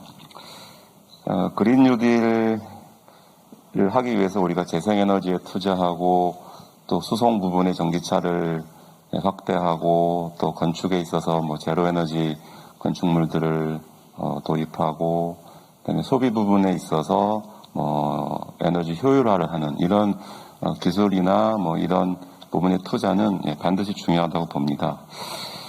그러면 그렇게 하는 이제 정책이나 제도나 그런 사업을 진행하는 데 있어서 사실 많은 재원들이 이제 필요할 거라고 생각을 합니다. 그럼 이 재원들을 다 어떻게 우리가 확보할 것인가? 그 문제가 또 되게 중요한 수단인데요. 공적 재원, 뭐 세금이든 뭐 기금이든 이런 이제 공적 재원을 활용할 수도 있겠지만 결국 우리가 지향하는 목표가 단순히 에너지를 전환한다든지 재생에너지 중심으로 에너지를 전환하고자 하는 것만은 아닌 것 같고 그걸 통해 이제 그 과정에 있어서 새로운 좋은 일자리를 만들고자 하는 게 목표라고 본다면 결국엔 민간의 투자가 확대되지 않고서는 지속 가능하지 않을 거라고 생각을 합니다. 아까 저희 송 교수님 말씀하신 것처럼 선진국에서도 FIT 제도 등을 지속적으로 추진하기 어려웠던 이유 중에 하나는 그 재정 부담을 계속 감당하기는 사회적으로 어렵다라고 판단을 이제 하신 건데요. 그럼 우리도 결국엔 이런 그린 뉴딜이 됐던 향후의 어떤 다른 이름으로 저희가 이런 정책이 계속 추진될 텐데 결국엔 민간의 투자를 이끌어내는 방향으로 전체적인 사업이 추진되어야 한다. 물론 초기에는 정부의 어떤 뭐 예산이나 공적인 부분에 선제적인 투자가 필요하겠지만 결국 일자리를 만들어내는 거는 민간의 기업이 투자를 할 때만 결국 가능할 거라고 보고요. 그런 면에 있어서는 제가 이제 말씀드리고 싶은 여러 가지 이제 아이템 중에 하나는 결국 전기요금 문제를 꺼내지 않을 수가 없습니다. 그래서 현재와 같은 우리 전력산업 이 구조하에서는 전기요금이 뭐 OECD 국가 대비 상당히 이제 낮은 수준이고요. 전기요금을 실제 전기라는 그 재화를 생산하는 데 들어가는 어떤 연료나 원료나 이런 가격 기반을 결정하기보다는 우리 정부 당국에서 이제 물가라는 관점에서 전기요금을 많이 접근하고 있기 때문에 현재와 같은 요금 체제 하에서는 사실 어느 누구도 투자를 통해서 거기에 좋은 일자리를 만들어낼 의지가 없는 거죠. 건물 효율화를 위한 투자도 마찬가지고요. 뭐 여러 가지 부분에 있어서 재생에너지 투자가 활발히 일어나기 위해서는 결국 재생에너지 사업자들이 돈을 벌어야 되는데 현재 요금 체제 하에서는 그게 안 되고 따라서 우리는 FIT를 하다가 RPS로 지금 전환을 했고 다시 한국형 FIT를 지금 몇 년 전부터 시작을 했는데 제 생각에는 물론 정부의 역할과 공공 부분의 역할이 반드시 필요하지만 결국엔 우리가 이제 에너지 전환과 같은 에너지 전환을 포함하는 이런 기후 체제라는 그 새로운 이제 시대에 왔기 때문에 결국 모든 국민이 기본적으로 요금에 대한 좀 전환이 인식 전환이 필요하다고 보는 겁니다. 그러니까 기후 위기를 대응하고 깨끗하고 안전한 에너지를 사용하기 위해서는 결국 우리 국민들이 비용을 더 지불할 수밖에 없다. 이런 인식을 전환하지 않고서는 요금은 적게 내고 싶고 기후 위기는 효과적으로 빨리 대응하라고 하는 거는 사실 충돌할 수밖에 없는 거기 때문에 그 부분을 저는 현재 정권에서는 사실은 이제 요금 인상 부분에 대한 조금 좀 어떻게 보면 과감한 좀 이렇게 접근법을 취하지 않으시고 우선 에너지 전환이라는 기후 위기 대응이라는 전략적 방법을 먼저 이제 선택하신 것 같은데, 이제는 요금에 대한 어떤 비용에 대한 논의를 우리가 해볼 필요가 있다. 그럴 단계에 왔다고 보고요. 우리 국민의 전기요금이 전기를 전공했기 때문에 특히 전기요금, 비단 전기요금뿐만이 아닐 겁니다. 거의 모든 이 공공요금에 대한 그 수용성이 상당히 낮습니다. 그러니까 요금 인상에 대해서 상당히 부정적이고 상당히 수용하지 못하는 거죠. 그래서 오늘 여러 가지 이제 교육이 필요하시다고 말씀하셨지만 그 중에 하나 기후 위기에 대응하기 위해서는 결국 돈이 필요하고 결국 우리가 그 돈을 우리가 지불할 수밖에 없다. 이런 인식의 전환이 저는 같이 반드시 필요하다고 봅니다.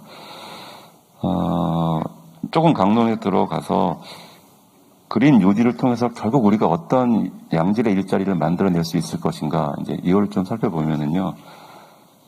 재생에너지를 투자하는 것만으로 재생에너지를 많이 우리가 설치하는 것만으로 양질의 일자리를 마련할 수 있을까? 현실적으로 그게 쉽지는 않을 것 같습니다. 이미 우리 한국에 있는 재생에너지 생산 대기업들이 중국이나 기타 다른 나라에 비해서 가격과 기술 면에서 상당히 이렇게 앞서지 못하고 있는 오히려 뒤처지고 있는 그런 상황입니다. 따라서 재생에너지를 그냥 막 늘리는 것이 결국 우리나라에 좋은 일자리를 만들어내지 못할 수도 있다. 이런 측면에서는 재생에너지 투자를 확대하는 데 있어서 반드시 같이 고려돼야 될 부분이라고 보고요. 두 번째, 이제 에너지를 생산하는 부분에서는 어쨌든 재생에너지가 많이 필요한 건 사실입니다.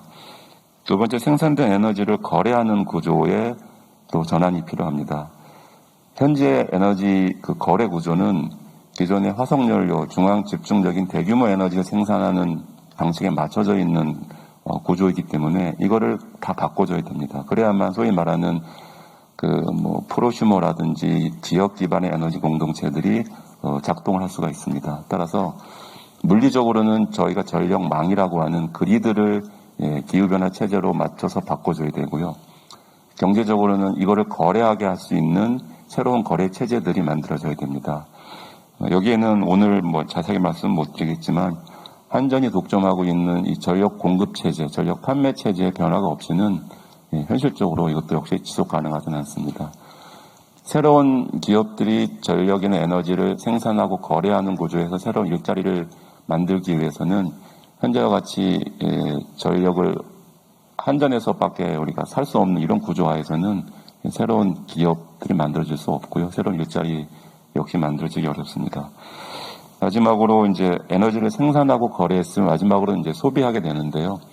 소비 부분에 있어서는 아까 두 분의 연사님 말씀하신 것처럼 에너지의 효율 기술, 혁신적인 효율화 기술 개발이 반드시 필요합니다. 그래서 제로 에너지 빌딩, 제로 에너지 스쿨, 제로 에너지 캠퍼스, 제로 에너지 커뮤니티와 같은 전반적인 에너지 효율 혁신에 대한 대대적인 투자가 필요한데요.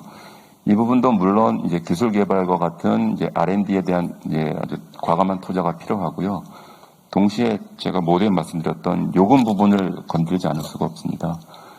건물 효율화나 산업 공정의 효율화가 이루어지지 않는 가장 큰 이유 중에 하나는 요금이 너무 싸기 때문에 우리와 거의 에너지 조건이 비슷한 일본을 비교해 보면 에너지원을 대부분 수입하고 있고요.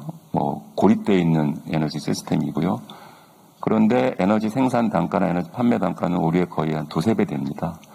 그렇기 때문에 건물과 산업 부분에 있어서 에너지를 효율화하는 그런 노력이 자동적으로 이제 인센티브로 작동을 하게 되고 있기 때문에 이 부분도 역시 제가 말씀드린 것처럼 우리가 에너지 요금을 지금 이 체제로 그냥 놔두고서는 정부의 재원 투자에 의한 단기간에 어떤 효과는 있을지 모르겠지만 저희가 원하는 장기간에 지속 가능한 효과는 얻을 수 없다고 봅니다. 마지막으로 뉴딜 정책 구현에 있어서 저는 이제 에너지를 전공한 사람이긴 하지만 에너지와 다른 산업 간에 아주 활발한 아주 인텐시브한 저는 융복합이 필요하다고 봅니다. 예를 들면 재생에너지가 많아지면 가장 큰 문제점 중에 하나가 에너지가 불규칙하고 불확실해지고 이렇게 소위 말해서 간헐적인 생산이 발생합니다. 그러면 전기란 에너지는 아시는 것처럼 아직까지는 비용 효과적인 저장 장치가 없기 때문에 전기를 이렇게 백업해 줄 수 있는 다른 시스템이 반드시 들어와야 되는데, 그래서 가능한 지금 대안이 수소로 에너지를 저장한다든지 아니면 물 시스템, 워터 시스템과 전기 시스템을 효과적으로 연결하면 두 시스템 간에 아주 새로운 융합적인 산업과 일자리들이 만들어질 수 있습니다. 따라서 뉴딜 정책, 그린 뉴딜 정책 추진에 있어서 이렇게 산업 간 부분 간 칸막이 체제를 조금 뛰어넘을 수 있는 융합적인 그런 사고방식이 필요하다. 이렇게 말씀을 드리고 마치도록 하겠습니다. 네, 감사합니다. 네, 조승희 의원님, 부탁드리겠습니다. 안녕하십니까. 광주전남연구원 조승입니다. 두 분의 발표와 세 분의 토론 잘 들었습니다. 패스트, 에볼라, 메르스, 사스, 코로나19 최근에 발생하는 감염병들은 사람과 동물 간의 이제 전파가 가능한 인수 공통 감염병이라는 특징이 있습니다. 현재 연구가 진행 중이긴 합니다만 코로나19와 같은 경우에는 이제 야생 박쥐 내에 있는 코로나 바이러스가 천상갑이란 중간 매개체를 통해서 인체에 침투해서 이제 질병을 발현한다는 그런 주장이 설득력 있게 이제 제기되고 있습니다. 기후변화는 이러한 인수 공통 감염병의 발병 및 확산에 크게 기여하고 있는데요. 일단은 기후변화로 인해서 생물 서식지가 파괴가 되면은 야생동물이 이제 인간 서식지로 이제 내려오게 됩니다. 그래서 거기에서 이제 인간과 접촉을 함으로써 이제 인수 공통 감염병의 발병을 촉진시키기도 하고요. 또 지구 온난화로 인해서 질병 매개체가 된 이제 모기가 살기에 최적 환경이 이제 조성이 됩니다. 그렇게 되면은 일본대염이나 말라리아 등 이런 것들이 이제 증가 확산하게 되고요. 그리고 온도 증가로 인해서 빙하나 영구 동토층 이런 것들이 녹는 과정에서 그 속에 있는 이제 미지의 바이러스들이 녹아져 내리면서 인간이나 동물에게 이제 노출되면서 이런 과정들을 토대로 해서 이제 인수 공통 감염병이 늘어나게 됩니다. 이 같은 이제 기후 변화가 현재의 속도로 지속되게 된다면 앞서 송철환 교수님이나 한재갑 소장님께서 지적하셨다시피 인간은 큰 위협에 직면하게 될 가능성이 아주 높습니다. 그냥 드리는 말씀이 아니라요. 저희는 지금 정말 기후 위기 시대에 살고 있습니다. 이러한 이제 현실 인식을 바탕으로 현 정부와 정치권 차원에서 그린 뉴딜 정책에 대해서 논의를 시작했다는 것은 늦었지만 이제 상당히 의미 있는 일이라고 생각합니다. 특히 지지난 정부에서 성장 동력으로 삼았던 저탄소 녹색 성장과 유사하다는 지적을 받을 수도 있는 그린 뉴딜 정책을 현 정부에서 추진한다는 것은 큰 리스크를 안고 있는데요. 그럼에도 불구하고 그린 뉴딜 정책을 추진한다는 것은 진영 논리를 떠나서 글로벌 기후 위기가 우리나라의 미래를 좌우할 수 있다는 큰 흐름이라는 것을 이제 큰 흐름이라고 판단했기 때문이라고 생각합니다. 그래서 이 그린 뉴딜은 반드시 가야 할 길이고요. 반드시 이제 성공을 해야 하는 그러한 정책입니다. 이러한 이제 국내외 흐름을 토대로 그렇다면 이제 우리 광주 전남 지역에서는 어떻게 대응할지에 대해서 몇 가지 말씀을 드려보도록 하겠습니다. 일단은 녹색 전환에 대한 추진 기반을 마련을 해야 합니다. 파리협정에서도 나와 있는 바와 같이 중장기 약 2030년, 50년을 기점으로 해서 우리 지역의 저탄소 발전 전략을 수립해야 하는데요. 이 과정에서 어느 시점에서 우리 지역의 온실가스 배출량이 최대가 될지, 그리고 탄소 배출 제로가 언제로 잡을지에 대한 것을 명확히 제시해서 선언적이 아니라 실천적인 그러한 계획을 제시를 해야 합니다. 그리고 에너지 생산 소비, 그리고 이제 대기 오염 물질이나 온실가스 배출과 관련한 에너지 사용에 따른 전 과정을 통합함으로써 에너지, 환경, 그다음에 기후와 관련한 통합적인 접근 방법이 또한 필요하다고 생각합니다. 두 번째는 기후위기 비상선언 선포나 재생에너지 전환운동 촉진과 같은 이러한 것들을 추진함으로써 지역사회에서 녹색 전환이 정책의 최우선 순위로 잡을 수 있도록 지역 전체가 이제 노력을 해야 할 것으로 보입니다. 세 번째는 에너지 전환과 관련한 부분인데요. 일단 여수 산단에 있는 호남 석탄 화력 발전소가 2021년, 그리고 영광에 있는 한빛원전 1, 2호기가 2025년, 2026년에 수명을 만료하게 됩니다. 그만큼 이제 화석연료 중심의 에너지 수급 체계가 급변하게 되는데요. 이런 것들에 대응해서 우리 지역에서도 친환경 에너지원을 기반으로 한 에너지 믹스를 재설정을 해야 할 것으로 보여집니다. 또한 그 산업계에서 아직 그 온실가스 감축과 관련한 여러 가지 실적들이 좀 상당히 이제 부진한 편인데요. 우리 여수산단이나 광양망권 이런 곳들을 중심으로 해서 CCS나 파워2X와 같은 그 온실가스 감축 효과가 있는 그러한 사업들을 적극적으로 추진함으로써 국가의 온실가스 감축 정책에 크게 기여할 것으로 보여집니다. 그리고 이제 마지막으로 인간과 환경 그리고 생태 간의 원헬스 전략을 수립해서 추진해야 할 것으로 보여집니다. 국립환경과학원의 보고자료에 따르면은 우리 지역에서 야생 박쥐 100개의 샘플을 조사했는데 그중에 14개 정도가 코로나 바이러스가 발견된 것으로 보고되어지고 있습니다.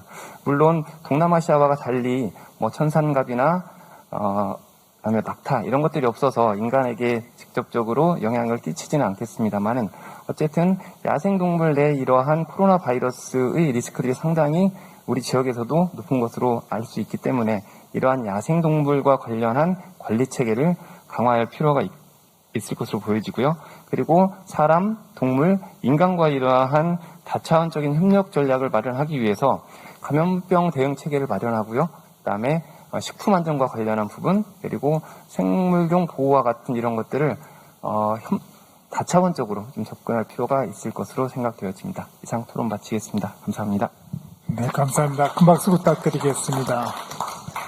조승희 위원님께서 아주 중요한 지역사회에서 녹색 전환 전략에 관해서 말씀을 해주셨습니다. 그 중에서도 이제 기후 대기라든지 에너지 정책이라든지 이런 통합 시스템이 필요하다라는 것과 특히 원헬스 시스템이라든지 이런 것들이 구축이 필요하다라는 말씀을 해주셨고요.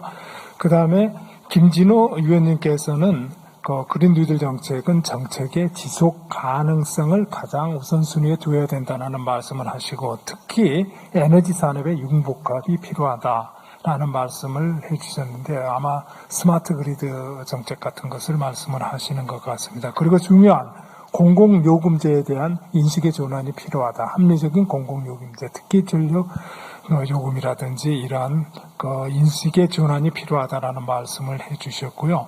에너지 효율화에 대한 기술 개발에 대한 말씀도 해주셨습니다. 그리고 김태호 의원님께서는 오늘 우리가 하는 게 이제 총장님도 포럼도 있었고 그렇기 때문에 대학 캠퍼스 내에 탈탄소 교육이 굉장히 중요한 것 같다라는 말씀을 해주셨고요. 그 다음에 이러한 이제 오늘 우리가 많은 토론들과 발제들을 해주셨는데 거기에서 부족한 부분이 약간 보였는데 그게 바로 기후변화 적응 문제가 이렇게 가서 약하게 거론이 되었던 것 같다라는 말씀을 해주셨습니다. 그리고 과거로부터 우리가 이렇게 가서 배워야 된다라는 말씀도 해주셨는데요.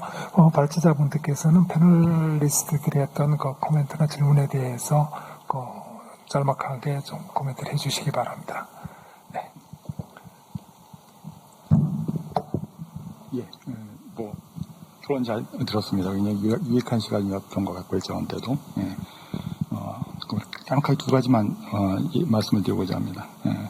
기본적으로 지지난 정부 때 이명박 정부 때에 지금 현 정부에도 녹색성장위원회라고 있거든요. 근데 그 녹색성장 정책은 기본적으로 원자력에 방점이 찍혀 있었던 것 같아요. 그래서 만약에 이번 정부가 그린 뉴딜 정책을 실시한다고 그러면 아마 그거하고는 명백한 차별성이 있을 것 같다는 생각이 듭니다. 아까도 제 발제에서 말씀을 드렸지만은 정말 이 그린 뉴딜을 할 때 정말 우리가 시급한 문제죠. 재생에너지 발전 시급한 문제라고 해서 이게 너무 뭐라고 해야 되나 묻지도 말고 따지도 말고 하는 식으로 그냥 마구잡이 투자가 이루어져선 절대 안 된다고 생각합니다. 그러니까는 과학적, 기술적 그리고 제도적인 면들을 갖다 주도 면밀하게 살핀 다음에 투자를 해야지. 그렇지 않으면 이거 정말 밑 빠진 물붓기 될 것 같거든요. 그래서 정말 주도 면밀한 기획이 있어야 될 것 같아요. 예를 들어서 제가 이제 관여하고 있는 기후환경회의 작년 말이었던가요? 아니면 올해 초였던 것 같은데 미세먼지 오기 전에 미세먼지 추경이 한번 있었습니다. 그때 거의 1.8조인가 하는 돈이 추경에서 이제 통과가 돼가지고 투자가 됐는데, 그때 거의 대부분의 돈이 전기차하고 수소차 보조금으로 들어갔습니다. 근데 좀 가만 생각해 보시면은 아까 제 발표에서 말씀드렸지만 지금 재생에너지, 에너지 믹스에서 재생에너지 현재 우리나라의 포지션이 3%밖에 안 됩니다. 그러면은 만약에 지금 전기차 확대하고 한다면은 그 전기차에서 구동하는 전기는 어디서 오겠습니까? 석탄 화력 발전에서 오는 거거든요, 결국은.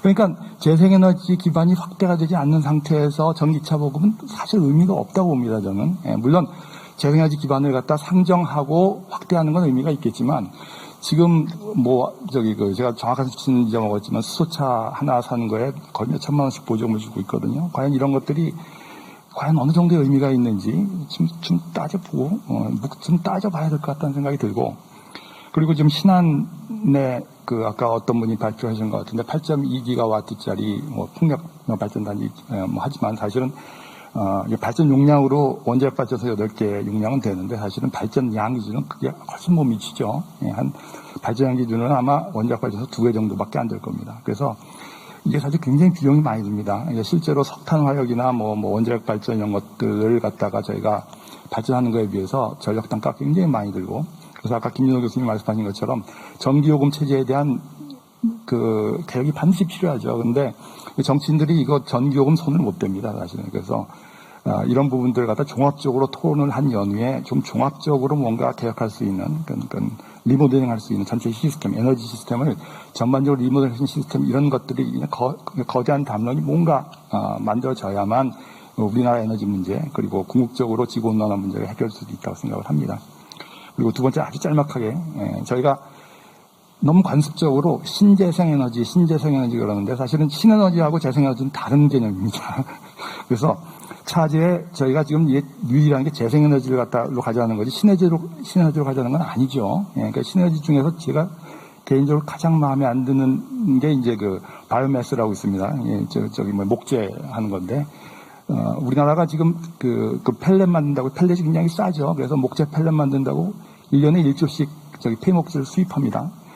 이 폐목재는 CO2도 굉장히 많이 배출시키고 그리고 미세먼지도 많이 배출시키고 이게 하여튼 원흉인데 이걸 갖다가 신에너지라는 개념으로 해가지고 우리나라 신재생으로 카테고리를 잡으면은 신재생 카테고리가 전력 발전이 6%죠. 그런데 신에너지 빼면은 이제 3%밖에 안 되는 건데 이 시너지 개념을 자꾸 갖고 간다는 것 자체가 지금 이게 말이 안 된다고 생각을 하고, 그리고 거기에 이제 바이오에너지라고 있는데 바이오에너지도 이게 사실 바이오에너지라는 게 이제 예를 들어서 아시겠지만 우리나라에서 많이 안 쓰지만 바이오에탄올 이런 것들 팜 이런 것들 쓰는데 이 바이오를 갖다 키울 때 에너지가 굉장히 많이 들어가죠. 그리고 물도 많이 들어가고 하기 때문에 이게 과연 정말 친환경 에너지라고 할 수 있는지에 대해서 굉장히 의문점이 있습니다. 그래서 차제에 좀 이 신재생, 이 신자가 아마 일본에서 들어온 것 같은데, 이 재생에너지에 대한 개념도 이번 기회에 좀 확실하게 잡고 넘어가야 할 필요가 있지 않나 생각을 합니다.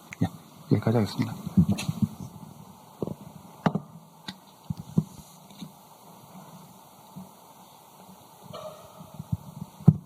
네. 저도 두 개만 말씀을 드리겠습니다. 토론해주신 분들 많이 배웠고요. 근데 고민이 뭐냐면 저희가 코로나 이전에 와 지금 생각하면 정말 많이 바뀌었는데 그 중에 하나 전 대표적 뽑으라면 국가의 기환이라고 좀 생각하고 싶습니다. 그게 무슨 얘기냐면 이전에는 기본소득이라는 개념은 정말 어떤 몇몇 연구자나 활동가들의 한가한 소리였는데 이제는 기본소득이라는 개념이 코로나를 거치면서 되게 중요한 정치적 의제가 됐지 않습니까? 그리고 이전에 사실은 생각해보면 소위 신자유주의 세계화 속에서 국가는 최대한 작아지고 그래서 작은 정부가 되고 시장이 모든 걸 다 하자고 하는 것이 세계적인 소위 컨센서스였죠. 그런데 코로나 때 딱 벌어지니까 시장은 아무것도 못하더라. 국가가 뭔가 할 수밖에 없구나. 그래서 국가가 국경도 폐쇄하고 광장도 폐쇄하고 식당도 폐쇄하고 공장도 멈춰 세우고 이동도 제한하고 하는 식의. 근데 그렇게 해야지만 지금 코로나 문제를 해결할 수 있다고 하면서 시장이 못하는 걸 국가가 하는구나라는 것을 좀 배웠다 생각합니다. 그게 제일 중요한 교훈 중에 하나라고 생각하고요. 기후위기 시대에 그럼 어떡할 거냐. 기후위기도 사실 일종의 시장 실패인데 시장 실패를 시장에게 맡겨서 문제를 풀 수 있을 것이냐고 질문하는 것에 대해서 고민을 진지하게 해야 생각합니다. 그린 뉴딜은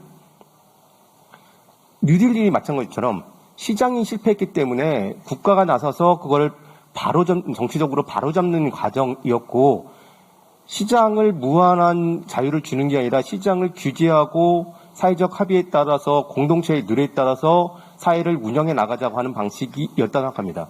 그린 뉴딜도 마찬가지라고 생각합니다. 어떻게 국가가 그 역할을 할 것이냐 이 얘기를 좀 더 집중해서 저는 해야 된다고 생각하고요. 그 문제를 좀 더 정말 진지하게 고민했으면 좋겠다는 생각이 듭니다. 그럼 뭐 국가의 역할 또 공공의 역할에 대한 강조인데요. 그런 측면에서 지역의 역할도 마찬가지일 것 같습니다. 지역에서도 뭐 그 지역에서의 공공의 역할, 지자체의 역할들이 무엇일까라는 얘기를 해보고 그렇다면 에너지 전환과 짝을 맺어지는 에너지 분권에 관한 얘기로 바뀌어야 될 것이고 그렇다면 광주 전남 지역의 에너지 수급과 는 어떻게 지역적인 방식으로 일어날 것이냐. 아까 말씀한 것처럼 뭐 석탄도 빠지고 원자력도 빠진다면 그 공백을 정말 광주 전남의 사람들이, 광주 전남의 대표들이 이것을 의사결정할 수 있는 거냐. 지금은 못합니다. 한전이 다 하기 때문에 광주 전남이 석탄 빠지고 뭐 빠진다고 해서 지역에서 뭐 하자라고 할 수는 없는 거거든요. 그걸 할 수 있는 권한을 에너지 분권을 가지고 오고 그 권한에 기반해서 지금 오늘 얘기한 것 같은 기후위기에 대한 절박함에 기반해서 재생에너지를 아주 공격적으로 대규모로 추진해 나가는 그런 전략들을 가질 수 있다고 생각합니다. 저는 국가에 대해 얘기도 하긴 했지만 국가는 상당히 느리게 움직일 거고 지역의 공적인 이 토론에 기반한 움직임이 더 빨리 움직일 수 있을 거라 생각하기 때문에 에너지 분권이 더 필요한 것이라 생각하고 기후위기를 해결하기 위해서는 에너지 분권을 고민해야 된다. 이렇게 말씀드리고 있습니다. 네, 고맙습니다. 네. 마지막 세션이었기도 했지만 굉장히 중요한 세션이었습니다. 그리고 특히 위원님들의 전문성이 돋보이고 디테일한 부분들까지 위원님들께 지적을 해주셔서 굉장히 고맙게 생각을 합니다. 특히 재생에너지 개발도 중요하지만 그리고 에너지의 효율화도 굉장히 중요하다. 예를 들어서 그린 에너지 건축물이라든지 이러한 부분들 굉장히 디테일한 부분이라고 생각을 하고요. 특히나 공공재의 인식의 전환이 필요하다. 공공요금을 재설정하는 데에 공론화가 필요하다라는 등 굉장히 중요한 문제인 것 같습니다. 지금 우리가 가서 이러한 경제, 인프라가 다시 세워지는 그러한 단계고 한 단계에서 다른 단계로 넘어가는 과정에서 예전의 그대로 가져갈 수가 없는 거거든요. 그래서 그러한 재정립을 해야 되지 않나 하는 생각이 듭니다. 이번 전환 포럼 2020 이름이 말하듯이 전환의 시대에 우리는 와 있습니다. 다시는 돌아갈 수가 없는 다리를 또 우리는 건넜고요. 그래서 이 시대에 맞는 그러한 이제 전환의 시대에 걸맞는 그러한 사고와 인식의 전환을 해야 될 때가 된 것 같습니다. 오늘 토론해 주신 여러분들 고맙습니다. 이것으로 이번 세션을 마치겠습니다. 감사합니다. 감사합니다. 네, 마지막 세션을 장식해 주신 윤원태 대표님 패널들께 다시 한번 큰 박수 주시기 바랍니다. 고맙습니다. 잘 들었습니다.